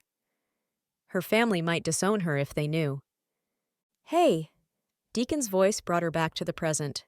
"You okay?" She smiled, pushing all other thoughts aside. "Yep, I'm fine." She would be fine. She was happy here with him. Maybe it was weird. She definitely wished they didn't have the past they did, but she couldn't change that. What she wouldn't do was give up a chance at a future with him. Later, when they moved into the living room to his plush couch, Deacon asked, "Have you talked to your sister again?" "No." Claire shook her head. It was so strange that she stopped by the other day, then just acted like everything was fine. I don't know. I can't help but think she's going to go back on that. I wish she would tell the rest of my family, but if I bring it up, she's going to be mad at me. "And what about when you tell them about us?" Claire smiled at the mention of them as a couple. A frown quickly replaced it. "I don't know. She'll be mad about that too. Probably really mad. And if my parents and sisters don't know the truth, they will think I've lost my mind." "So how long do you think we have to keep it a secret?" Claire bit her lip and shrugged. "I don't know. It could be a while." Deacon sighed and dropped his gaze to the floor. "Are you mad?" He snapped his eyes back to her, and his expression was tender. "Not mad, but disappointed. I don't like hiding. I want to be able to take you out in public and tell my friends and family that we're together. I don't like keeping secrets." "I'm sorry," Claire said. "I don't know what else to do. I can't tell them yet. Not until I figure some things out, or until Piper admits the truth." Deacon took her hands in his expression serious. "I understand. Really, I do. But I don't want to be hiding all the time. Maybe if you're not ready to tell anyone, we should slow things down. Maybe even take things down a notch." Claire's world started to spin. "What do you mean? We're just starting things out." Was he changing his mind? Was she just giving him an easy out to end things before they got started? "I know, but it feels like we should wait until your family knows. I like you, Claire. I really do. But I don't want to be a secret. And maybe it's good for us to slow things down. I've told you before that I've jumped in with both feet, and that's turned out to be a mistake. So maybe we need to think about this."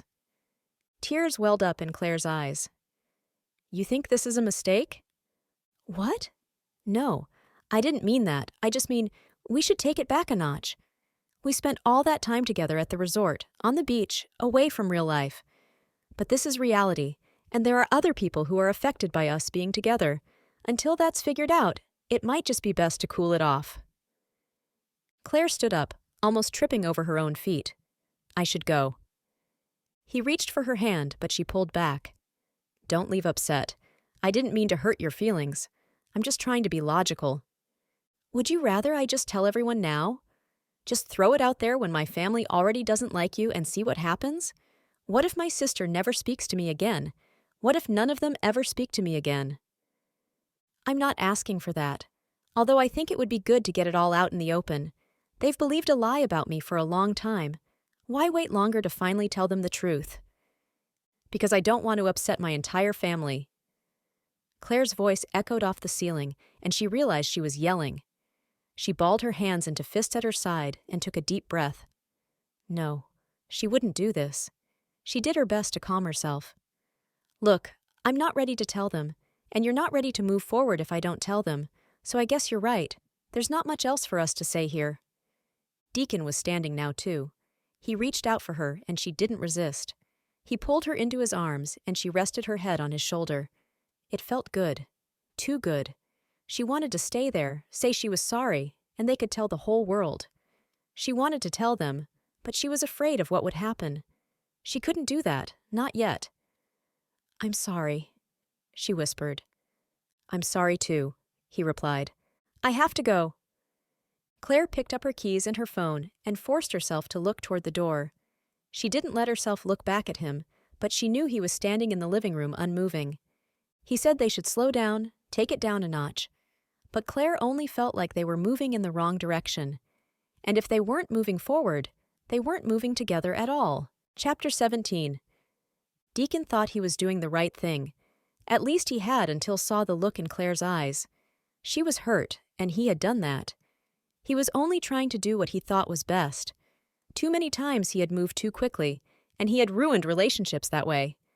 Now he had tried the opposite, and that didn't work either. Women. What was it they wanted anyway? Sure, he had blamed it on keeping it a secret, but that seemed pretty logical to him. If they couldn't be out together in public, maybe they should just slow down until they could tell everyone. Didn't that make sense? It did to him, but he wasn't Claire. He had paced the living room the night before, wondering if he should call and tell her it was all a mistake. He didn't want to slow down. He wanted to move forward. He wanted to make plans for the future and to tell everyone he was falling hard for her. But he didn't call. It was too fresh. Besides, he meant it when he said he didn't like keeping secrets. Maybe he was hoping she would call and tell him she had gone and told her family, that she had stood up for him and told them the truth and let the cards fall where they fell. Maybe she was right that he was upset that she wanted to keep it a secret. He had been keeping the truth a secret for a long time, and it bothered him that now that she knew she didn't want to tell everyone. Sure, she said she wanted Piper to be the one to tell them. But was she too ashamed to be with him? He had done nothing wrong, but he was still paying for it. It must be true what they say. Nice guys finish last. He walked out the door, leaving for work early. There was nothing else for him to do at home, and he might as well get on the road. He was sure there would be nothing for him to do when he got home either. He wouldn't be seeing Claire tonight. He wasn't sure he would be seeing her again at all. Chapter 18. Claire needed a distraction. It had been a long 2 days of work, and going home to her apartment alone was depressing. Maybe tonight she would start making plans for one of those trips she wanted to take. She would need to know how much it would cost and start saving money. Yes, she could work on that tonight. The school day was like walking through molasses. Now that it was May, her students could only count the days until summer. It was hard to keep them focused on much. She led their discussion, but it was like pulling teeth to get them to participate. And today, she didn't feel like being the passionate, enthusiastic teacher. Her thoughts drifted as one student struggled to put together an answer to her question about the characterization of the female protagonist. The words she had written in her own story came to mind, and she winced inwardly. She never even got a chance to tell Deacon about it. It had been so thrilling to get started, but she wanted to tell him when they were together. Then everything came crashing down. He said he didn't want her to give up on her dreams, but he was the one who was giving up on the dream of them together. Didn't he understand that her family was important? This was a delicate matter, given the circumstances, and she needed to handle it carefully. If she wanted a future with him, she didn't need to drop the bomb and let her family explode. They would never look at her the same. Her heart sank at the thought. Didn't he understand that? Apparently not. He was asking something of her that she just couldn't do. She wanted to believe that things would work out, but it hurt too much to think that maybe this was just his excuse for cutting things off. He had gone 2 whole days without talking to her since their last conversation. Maybe he didn't care as much as she thought he did. The rest of her week seemed to last at least a month. How had the days leading up to it gone so fast, and now she felt like she was moving in slow motion? She spent time at night looking at travel destinations, but it felt flat. Her resolve from before had disappeared, and the idea of traveling alone felt very lonely. She tried to think of other single female friends who might be interested in going on a trip with her, but no one came to mind. All her friends were married now, and most of them had kids. Maybe Michaela and Allie and Emily would be interested in doing a girls' trip, but she doubted it. She wouldn't be too excited about leaving if she had a husband at home either. Saturday evening, she stared at her computer screen. An ad for a singles cruise popped up on her browser, and she rolled her eyes. Even the internet knew she was single and alone. At least on a singles cruise, she wouldn't be the only one who was alone. She clicked through and tried to convince herself that it sounded fun. The price tag wasn't all that bad for a 4-day trip. She could consider this. The more she looked, the more she liked the idea. She started a reservation and almost clicked submit. But the idea that just maybe there could still be something with Deacon hung in the back of her mind. Did she really want to go on a singles cruise, or did she want to work things out with him? A vision of her future flashed before her eyes. Her family was important to her, but they would work things out, wouldn't they? Family loyalty meant so much to her. If her sisters felt the same, maybe they would be willing to give her a chance. Which was better, to go the rest of her life without Deacon, or to tell her family and see what happened? Was she willing to risk what they would think of her? Or would she risk losing him forever? She snapped the lid to her computer shut and closed her eyes. God, I don't know what to do. As she whispered the words, she realized how little she had prayed about this situation. She had only tried to figure it out on her own. God, I know you have a plan. You have had Deacon in my life for as long as I can remember in one way or another. I treated him badly for a long time, and that was wrong. I should have considered the story and investigated more before I decided to hate him. I'm sorry for how I acted. Please forgive me. But now, I don't know what to do. My family needs to know the truth, but I feel like it's Piper's job to tell them. She paused and sighed. But if she won't, I will.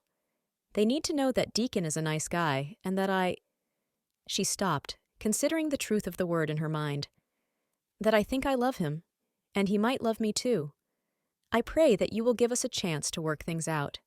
Please help me to be brave and to stand up for what I know I want. Amen. Claire felt lighter the moment she said the words. Suddenly, it didn't feel so scary to tell her family, if that's what she had to do. But first, she had a phone call to make. Reaching for her phone, she pressed a button to make the call. When her sister answered, she took a deep breath and greeted her. Hey, Piper. Chapter 19. Deacon walked through the door at his parents' house. Hey, he called out. In the kitchen, his dad responded. Deacon walked through the open foyer and dining room into the kitchen. His dad sat on a stool with his usual afternoon cup of coffee. He had retired just last year, so Deacon was getting used to him being home in the afternoon. You're off work early, Randall Miller said. Deacon scratched the back of his head. Yeah, I've been in early every morning this week, so my boss said to leave early today. Busy with a project? Actually, no, I'm in between projects now. I've just been up early, so I go into work. Trouble sleeping? Dad asked. Deacon sank onto the stool next to his dad. I guess you could say that. I sleep okay during the night, but once I'm awake, I'm awake. Something keeping you up? Dad lowered his eyebrows in concern. Deacon sighed. His dad had always been able to tell when something was bothering him or any of his siblings. Maybe that was what made him stop by today. He'd run over the problem with Claire in his mind enough times. It was time for an outside perspective. Yeah, there is. Dad rubbed his hands together as if he was excited to problem solve. Is it a woman? Yes. I knew it. Go ahead. Tell me all about it. It's Claire. Claire? His dad asked. Claire Palmer. Piper's sister? Dad was taken aback. Yes, we were both in that wedding a couple of weeks ago, The one I traveled for. We were paired up for the entire trip, actually. Really? Isn't she the one that has really had it out for you ever since the breakup? Deacon nodded. So what's happened now? I told her what really happened. And she believed you? Dad's eyebrows shot up. Over her sister? Actually, yes. She was shocked at first, but once I explained, she said that it made a lot of sense, and she believed me. And when we got back, Piper confirmed it was true. Wow, that's only been years in the making. I know. I never should have let her tell those lies. Deacon shook his head in disbelief at himself. It made sense then, but now it seems so stupid. So, are you dating Claire now? He sighed. That's the problem. We just started seeing each other, and I really like her, like a lot. But you know I've always jumped in and scared girls off. I didn't want to do that this time. Plus, Claire wanted to keep it a secret since her family still doesn't like me. So I told her we needed to slow down, maybe take a step back. I guess that was a mistake. She walked out and doesn't want to talk to me. Dad scratched his head. He took several minutes to mull it over. Let me get this straight. Claire knows the truth. You like Claire, and I'm guessing she likes you, but you decided to slow down because her family doesn't know the truth, and she doesn't want to tell them? Yep, that's pretty much it. It seems to me like the solution is to tell them. Deacon flailed his arms in the air. That's what I said. She says it's not that simple, and she wants Piper to be the one to tell them that she lied. Otherwise, she thinks it will cause a rift between them. I can see how that makes sense. At least she's showing that her family is important to her. But what about me? Am I important to her if she won't even tell them? We haven't even been out to dinner in public because she doesn't want anyone to see us. We went to Liberty Hill Park so we could spend the day together far away from Twin Creeks. You took her to Liberty Hill Park? Dad asked, his face showing his surprise. Deacon smiled. Yeah, that's an important place for us. I know. You really like her, don't you? Yes, sir, I do, but I'm afraid it's all messed up. Deacon paused, thinking about what a relationship should be like. I just always thought I would meet someone and fall in love and it would go smoothly. You know, like you and Mom. Dad smirked, then laughed.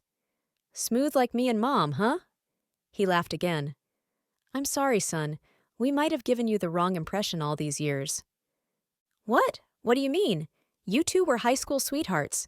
You've been together almost your whole life. Dad nodded. That's true. We have. We met in high school, and we started dating right away. But I wouldn't say that things always went smoothly. Really? Deacon's eyebrows shot up in shock. What happened? Dad shrugged. Normal stuff for teenagers who are dating and have no idea what they are doing. We were trying to be serious and act like adults, but we weren't old enough for that. So then we fought, mostly about ridiculous high school things, but we broke up more than once. What? Deacon practically shouted. He had never heard this before. Yes, it's true. Once she thought I was flirting with her best friend. Another time I thought she didn't care about me because she was too busy with cheerleading practice to go out with me during the week. That's kind of silly. I know, I told you it was ridiculous. But when you're in a relationship, sometimes it's the ridiculous things that seem like a really big deal. Then you have to decide whether you care enough to work through those things and the things that actually are a big deal, or whether you call it quits. Even though your mom and I would fight and do the high school breakup, we never really wanted to call it quits. We always found a way to work it out and get back together. It works the same way now, except we skip the breakup part. We still get upset and fight, but we find a way to work it out. That's the important part.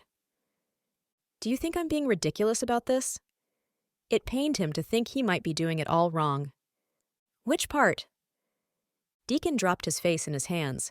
It had gotten so muddled, he wasn't sure which part was the bigger problem. Should I not have slowed things down? Should I not pressure her to tell her family? I can't decide those things for you, but let me ask you this. In the past, when you feel like you've rushed in, did the girl feel the same way as you? Or did it scare her because she wasn't as interested as you? I don't know. I guess I didn't ask. I just tried to profess my feelings on the second or third date. I never gauged their feelings or asked. That might be something to think about. And if Claire feels the same way about you, then you don't have to worry about moving too fast. Just keep communication open and go at the pace that works for both of you." He paused and scratched his head. "As for the other issue, I can understand why you feel the way you do. I would want my name to be cleared. Honestly, I was never happy that you let her spread that story, but I wasn't going to tell you what to do. I won't now either, but you have to find a way to work it out. Maybe you need to have a calm conversation where you talk about what you both want and how you can make it work. Son, I appreciate the way you know what you want and you go after it. You're clear about your intentions, and that's admirable. Sometimes that can mean you state your opinion without asking for input or considering others' thoughts. This might be a situation where you need to take a step back and consider her feelings before you make a declaration about the status of your relationship." Deacon felt that in his chest. His dad had always been kind with advice, but he also knew his children well enough to call out their mistakes. "You're right. I didn't think much about how she really felt about it." He sighed. "How can I be a good leader in a relationship and not run over her feelings at the same time?" Dad laughed. "Lots and lots of practice. And prayer.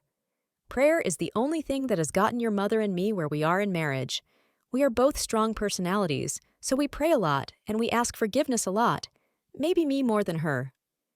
Deacon smiled. "Thanks, Dad. I really needed to hear that. I guess I've always pictured you and Mom with this perfect relationship since you were teenagers. I've been disappointed in my own life that I didn't have that same experience." "I'm sorry, Deacon. I apologize that we let you think that. I guess we wanted you to think that because we want to look like we're a great couple and have a wonderful marriage. We do have a wonderful marriage, but it's never been perfect. We should have done a better job of showing you that we have problems too. I'm sorry for that, son." Deacon nodded. "Thanks. I'll admit I thought I could never live up to you guys." Dad clapped a hand on his shoulders. "Trust me, you'll do just fine. And you don't have to live up to us. All you need to do is seek God in your relationship and follow His direction. His way is much better than ours." "I agree. Sounds like I have some thinking to do." "And some praying," Dad reminded him. "Yes, definitely some praying." Chapter 20. Deacon did what he told his dad he would. Thought a lot and prayed a lot. He wanted to pick up the phone and call Claire and tell her he was sorry and ask if they could talk. But the more he thought and prayed, the more he knew he needed to do one thing: wait. Waiting was hard. Waiting was the last thing Deacon wanted to do. But he waited and prayed. Every day on his 45-minute commute to work, he prayed for Claire that she would have a good day, that she would enjoy her work, and that God would prepare her for whatever her future was, whether that included Deacon or not. And he prayed for himself that God would show him when to move forward and what to say. It seemed much longer than a week. Deacon was scheduled to start a new project on Monday, but it was only Friday now, and he and his work friend were finally making progress on fixing the code issue. Deacon had prayed about that too. On his way home, he prayed for Claire. He thought about his plans for dinner alone and wished that he could have dinner with her instead. Without much thought, he passed by the entrance to his neighborhood and drove straight toward her apartment. "What am I doing?" he asked himself out loud. "God, I would love to see her. I miss her. Is now the time?" He felt in his heart that God was leading him to go see her. He pressed the gas pedal faster in excitement. His heart ricocheted against his ribs as he pressed the doorbell and waited. What if she didn't want to see him? Was this crazy? He almost turned to run back to his car. Then she opened the door, and he never wanted to leave her sight. "Hey," he said quietly, trying to judge the look on her face. Her eyes widened in surprise. Then a slow smile crept over her face. "Hey." "Could I come in?" he asked. She glanced around behind her. Deacon's heart sank to his stomach. She didn't want him here. "Oh," was all Deacon managed to say. Now that she looked up and must have seen the disappointment on his face. "I mean, sure, you can come in. I'm sorry, it's just that it's a mess." "Oh." Deacon's heart swelled with hope. "I'm not worried about that." Claire stepped back and opened the door. Deacon walked through and looked around. Her apartment looked the same as it had the last time he was here, and he didn't care about the mess then. No matter. He wasn't here to see her apartment. Claire shut the door and followed him to sit on the couch. I'm actually leaving soon. Oh, I don't want to keep you. I just wanted to talk for a minute. That's okay. I've wanted to talk to you too, but I wasn't sure if you wanted to hear from me. Deacon couldn't help it. He reached out to grasp her hand. It sent shocks of excitement through him to be so close and touch her again. No, I wanted to hear from you. I just felt like you needed some time, and I wanted to really think it through before we talked again. Claire nodded. I've been thinking a lot too. Deacon held up a hand. Please, let me be the first to say I'm sorry. I shouldn't have made such a big decision without talking it through with you. There are two of us, and that means two opinions and two people who matter. I want your opinion and your thoughts to matter, and I didn't give you much of a chance. Claire bit her lip. I'm sorry too. I bit off your head when you suggested we take a step back. I was too upset and worried that you were looking for an excuse to end things. Even if you gave me a chance, I wouldn't have said anything worth listening to. I absolutely was not looking for an excuse to end things, but I am sorry I didn't communicate better. I needed to consider your feelings about your family. I was so focused on having my name cleared and being able to move forward that I didn't think about how that would feel for you. Claire, I want you to take your time. Tell your family when you're ready, or when Piper tells them. That's something only you can decide. I'll be here waiting when you're ready. Claire smiled. That means so much to me to hear you say that. As a matter of fact, I have decided. I called Piper and told her I thought she should tell everyone. You did? Deacon's eyes grew wide. What did she say to that? Claire squirmed in her seat. She didn't like that very much. In fact, she said she wouldn't do it. She was apologetic when she found out I knew, but I think that was more of an act so that I wouldn't tell everyone. Oh. But I told her this was the truth and that she had to tell them or I would. Claire shrugged. That's where I'm going now, to my parents' house for dinner. Everyone is coming, including Piper. So this is her last opportunity, or mine. It's her choice. Wow, that's a pretty big deal. Yes, it is. Claire reached for his hand. I want to work things out between us. I want to be with you, Deacon. The past is awkward, but it's the past. What I want is a future. You took the words right out of my heart. Really? Claire, I want to be with you. I haven't stopped wanting that this whole time apart. I've waited my whole life to meet someone I could have a life with. I've been afraid to say it because I didn't want to scare you by talking about plans and commitments, but I see that future with you. You know, that might have scared me when I was 18, but we're not kids. We're adults with jobs and lives, but I don't want to keep living my life alone. Deacon searched her eyes. He could have stared at her forever, and it wouldn't be enough. He tugged her to him and kissed her for all he was worth. With his arms wrapped around her, he knew this was where he wanted to be. He lingered in the kiss, wanting to drink her in and never leave her side. Reluctantly, he kissed her one last time before sitting back to look at her. I could kiss you forever, he said, touching his nose and forehead to hers. Claire nodded. Me too. She cleared her throat as she took both his hands and looked up to meet his gaze. I think we're old enough and mature enough to know what we want. And I know what I want is you. Whatever we have to do to work that out, I'll do it with you. Claire smiled as she leaned in to kiss him again. I feel the same. Deacon looked in her eyes, hating that he had to let her go. Do you need to leave now? Are you on a time schedule? Claire groaned. Yes, I do need to go. I'm supposed to be there in 15 minutes. My sisters will pick on me if I'm late. She pressed her index finger to her lip as if in thought. Would you... what would you think about going with me? Deacon leaned back in surprise. To your parents' house? She gritted her teeth as she nodded. If you want to tell them together, we could go for it tonight. Are you sure? I thought you wanted to tell them first. I know. I did want that.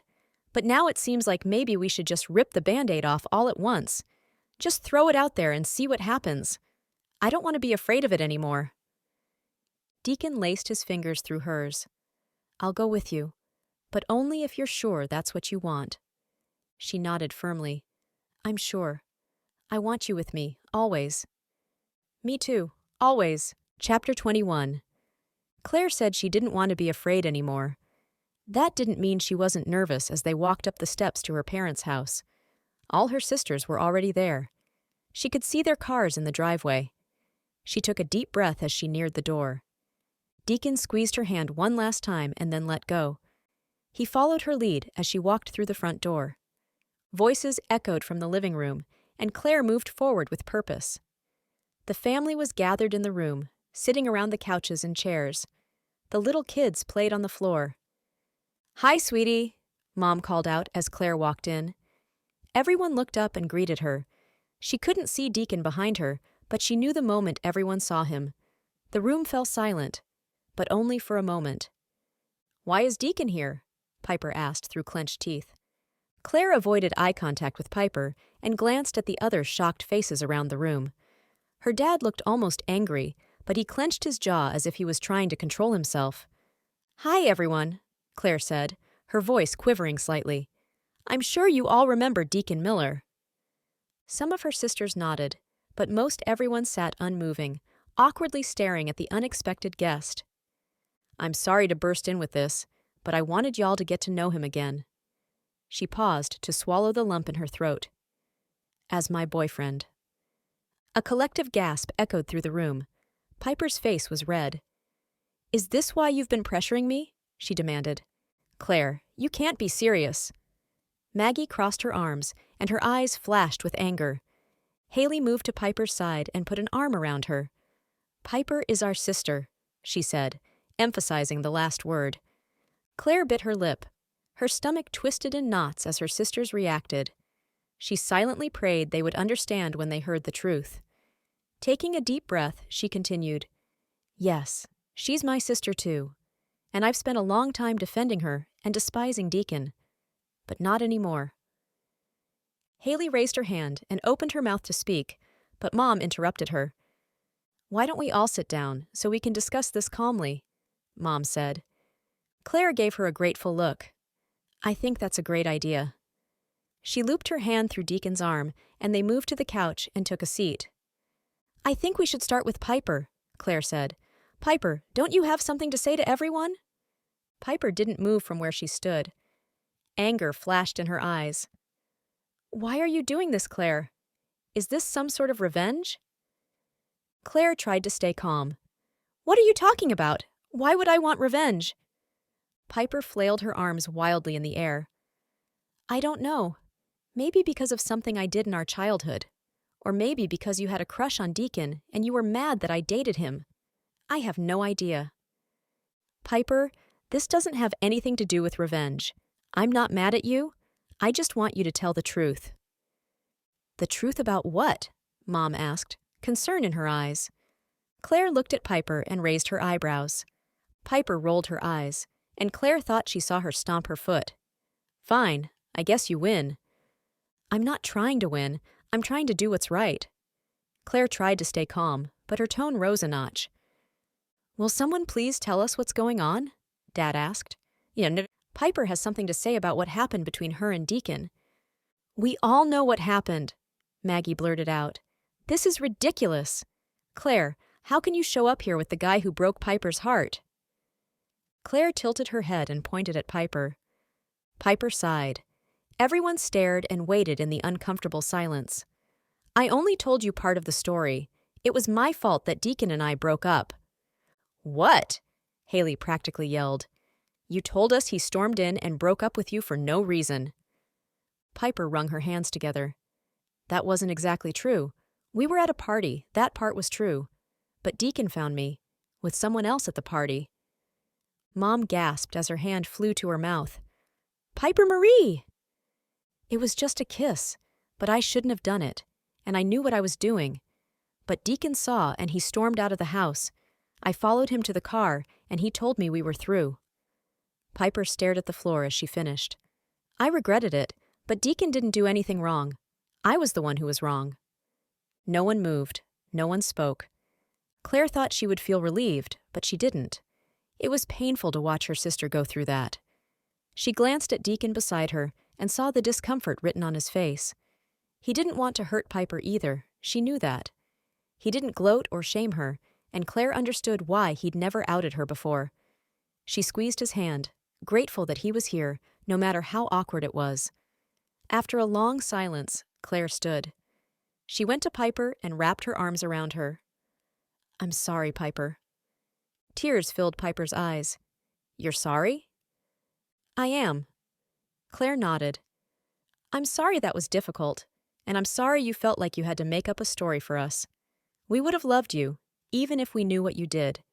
We would have forgiven you and supported you." Piper let the tears fall then. "I'm sorry. I should have told you." She looked around the room. "I should have told everyone." Her sister's words spoke right to her heart. Claire should have told her family too. Now, with everything out in the open, she felt complete peace. Her family loved her. They would find a way to work through this. "We're glad you've told us now," Dad said. He turned to Deacon. "But I'm still confused. What is happening between you two?" He pointed from Deacon to Claire. "Claire and I have been seeing each other for a couple of weeks now. We were together at the wedding in Florida, and we got to know each other all over again." Claire moved across the room to sit beside him. "I fought my feelings at first, but I don't want to do that anymore. I know this isn't normal, but it's what we want." Deacon had been silent the entire time. When he spoke, everyone gave him their full attention. "I'm sorry to barge in like this. I know you weren't expecting any of this tonight. We know you might need some time to process this. We have had more time to think it through. And pray about it. I've been praying about it since Claire and I were forced together in Florida. I know that God had a plan for that, and He had a plan for our future. But I feel confident that Claire is supposed to be a part of my future. So I know it feels strange now, but I hope that in time you will be able to accept us being together. We don't want to cause any problems, but we need to do what we feel like God is calling us to do." Dad stood slowly. Claire sucked in a breath, waiting to hear what he was going to say. He walked in front of Deacon and reached his hand out. "Deacon, I'm sorry for the ill feelings we've all held against you for so long. It takes a brave man to show up to face a group of people he knows don't like him. But I apologize. I can't say that I'm completely fine with everything that's been said today. You're right. It may take some time to process. But I promise to pray about it and follow God's leading for the two of you." Chapter 22. Deacon walked out of the Palmers' front door with Claire's hand in his. His mind was still reeling from all that had transpired in the last few hours. He and Claire rode back to her house hand in hand, but barely spoke. He could tell by the crease in her forehead that she was thinking through what had happened. When she walked through her front door, he stood in the doorway, prepared to tell her good night. She looked at him with determination in her eyes. "Don't even think about leaving now." She reached for his hand and pulled him inside. Deacon closed the door behind him and collapsed on the couch. "This has been a long day," he said. Claire blew out a big breath. "You're telling me? I thought Haley and Maggie were going to eat me alive before I could say a word." Deacon's eyes were wide. "Right? They're pretty intense." Claire laughed. "Intense isn't quite the word. Scary is more like it." Deacon laughed too. "True." He reached for her and pulled her into his embrace. It was worth it. He lowered his head until their lips met. He drank her in with a freedom he hadn't felt before.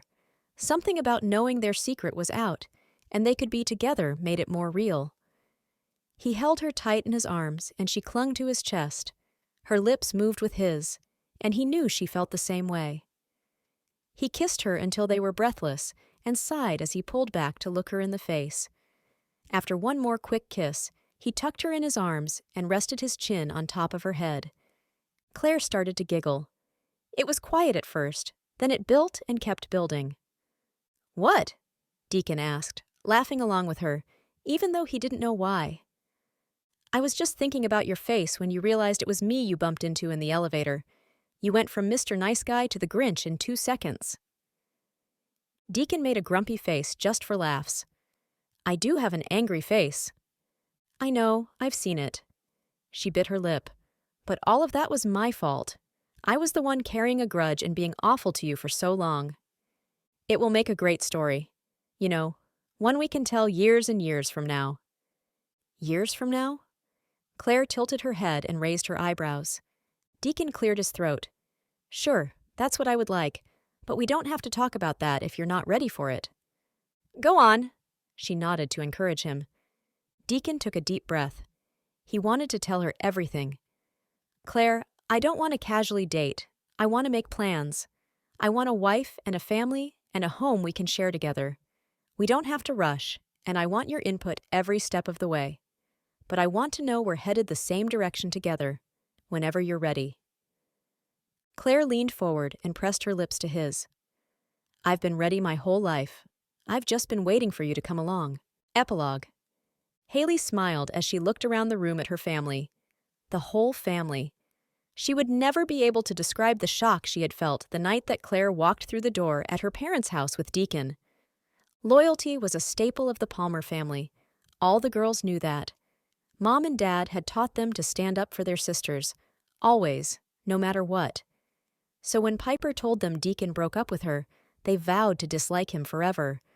Haley was the team captain of that, but Claire had taken it to another level. She hated Deacon, and she made that clear to everyone. She had always taken things a little too personally. But now, here they were. It had been months since that night, and Deacon was a fixture at family Sunday dinners. Today was no different. The meal had been moved outside for the summer months, and the guys were grilling burgers while the kids ran around in the sprinkler. Dad had even set up a movie screen for later tonight. The family felt almost complete. Haley looked over at her husband, Kyle. He was a pro at the grill. She smiled as she saw him glance over at their children, 2 girls and a boy. Yes, today was a good day. But something was bothering her. It had been for a while. Daily she prayed that God would prepare her for whatever was coming. She didn't know what it was, but she felt something was on the horizon. It felt silly to worry. Her husband had moved into his new position at work. Her kids were excelling at school, and her daughter had been invited to join the competitive team at gymnastics. Things were turning out exactly as she'd always hoped. Today, she wouldn't worry. She rose and went to help fill cups with lemonade before it was time to eat. She had barely made it to the table when Deacon called for everyone's attention. Could everyone listen up for a minute? His voice carried over the sound of kids' screams, and the adults stopped their conversations to listen. Claire moved to his side with a smile. I was asked to take on a new role at work, moving up in my department, which is my dream job. Everyone cheered, and Claire beamed as she looped her arms through his. But I actually don't care that much about that. Claire thinks that's the only news I have. He turned to face her and took her hands in his. The truth is, this might be my dream job, but it's nowhere close to being my real dream. Claire, I've waited my whole life to find someone I could spend forever with. Honestly, our story is an unlikely one, and if you had told me a year ago that I would be here now, I wouldn't have believed you. But I don't want to be anywhere else, or with anyone else. I love you, Claire. Claire sniffed and brushed at the tears filling her eyes. I love you too, Deacon. I've always looked to the future and wanted to make a plan for my life. Now the only thing I want in my future is you. I only want to make plans with you. Claire, will you be my wife? Yes, Claire yelled. She jumped forward to throw her arms around him, almost knocking both of them over. Deacon laughed as he kissed her. When he pulled away, he stepped behind the table. I thought it would be safer back here. He pulled a small box from underneath the table and revealed a solitaire diamond wrapped in a diamond-studded band. Claire gasped as it glittered in the sunlight when he slipped it on her finger. Deacon, it's amazing. Are you sure it's not too much? It's perfect, just like you. Claire kissed him as the family cheered. True, it was a strange story, but it was perfect for them. And Deacon and Claire were perfect together. Asterisk, asterisk, asterisk. This has been Her Sister's Ex, written by Hannah Jo Abbott. Ready for more books? Visit www.hannahjobit.com for a complete list of titles available in ebook, paperback, and audiobook.